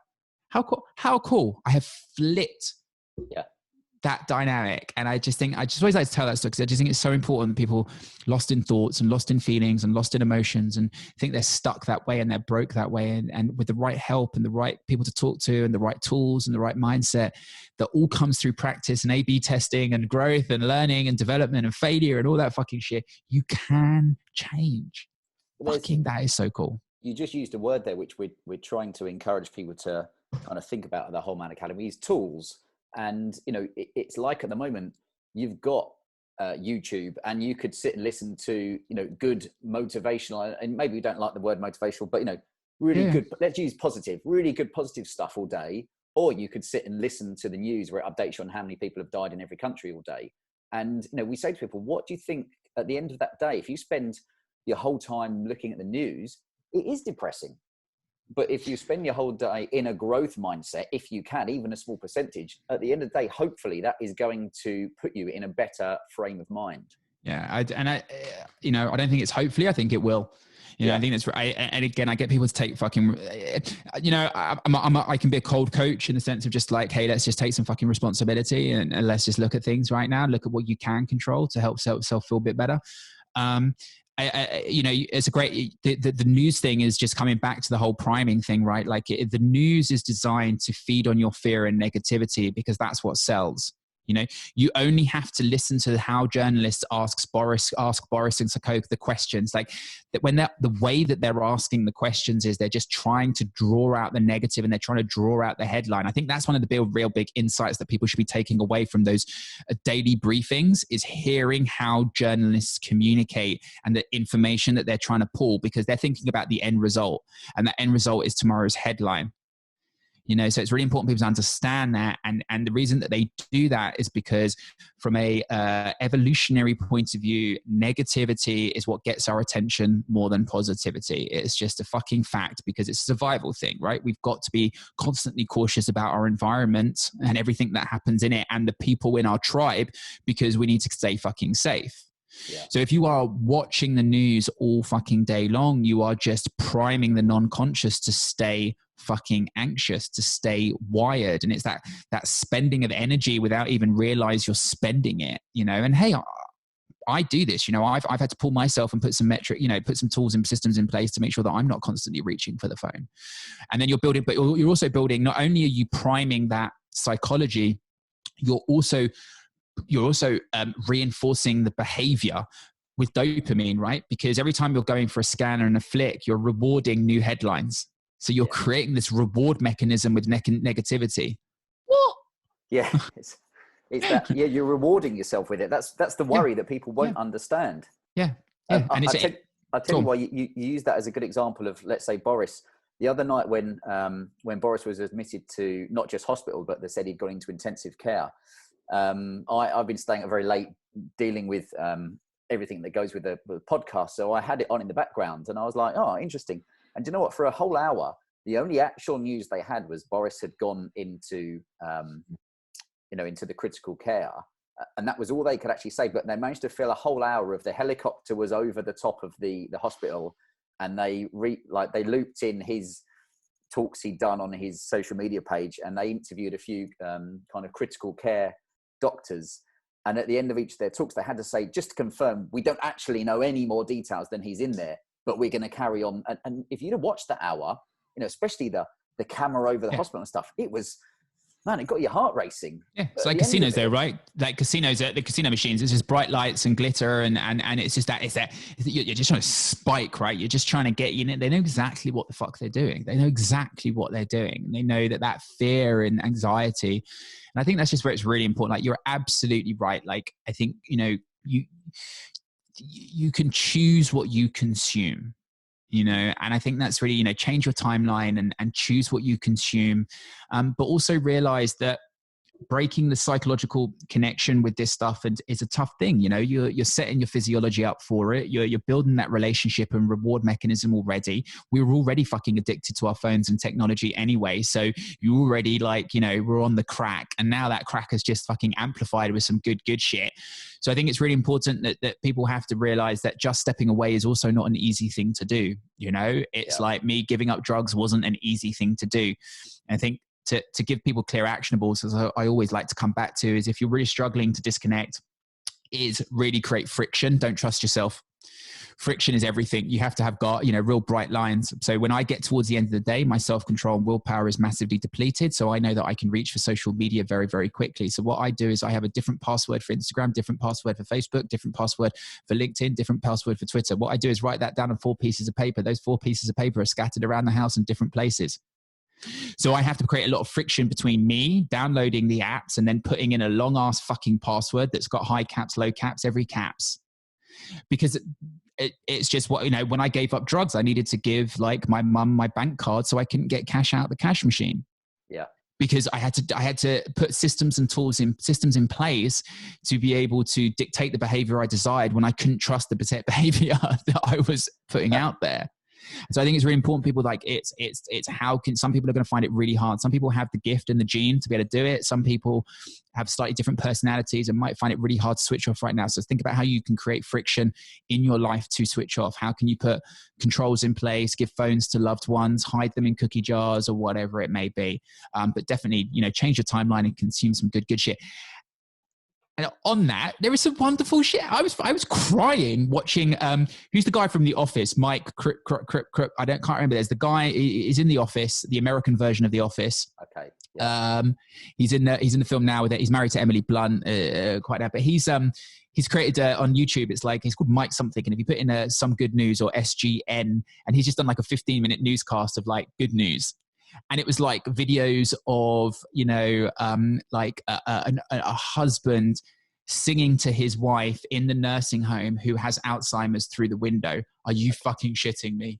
I was like, it was like when I watched Marley and Me. I was like sitting there bawling my fucking eyes out. And then it was like, this young girl who's just finished her last bit of chemo treatment on her way back from her hospital on her birthday. And the street to her house is lined up with all her friends in their cars with banners who are social distancing and welcoming her home. It's the coaches who are doing workouts on rooftops in Italy to all the neighbors on things there's some good shit out there. Yeah. Find it. That reminds me, one thing that we were going to write a short newsletter about it is reminding guys that, hitting these feel-good things. For example, yesterday, I've always loved the comedy Face Jacker. Yeah. And yesterday, I haven't watched it for years. And yesterday, I was looking after our 2 boys, and I was like, I'm just going to put that on in the background.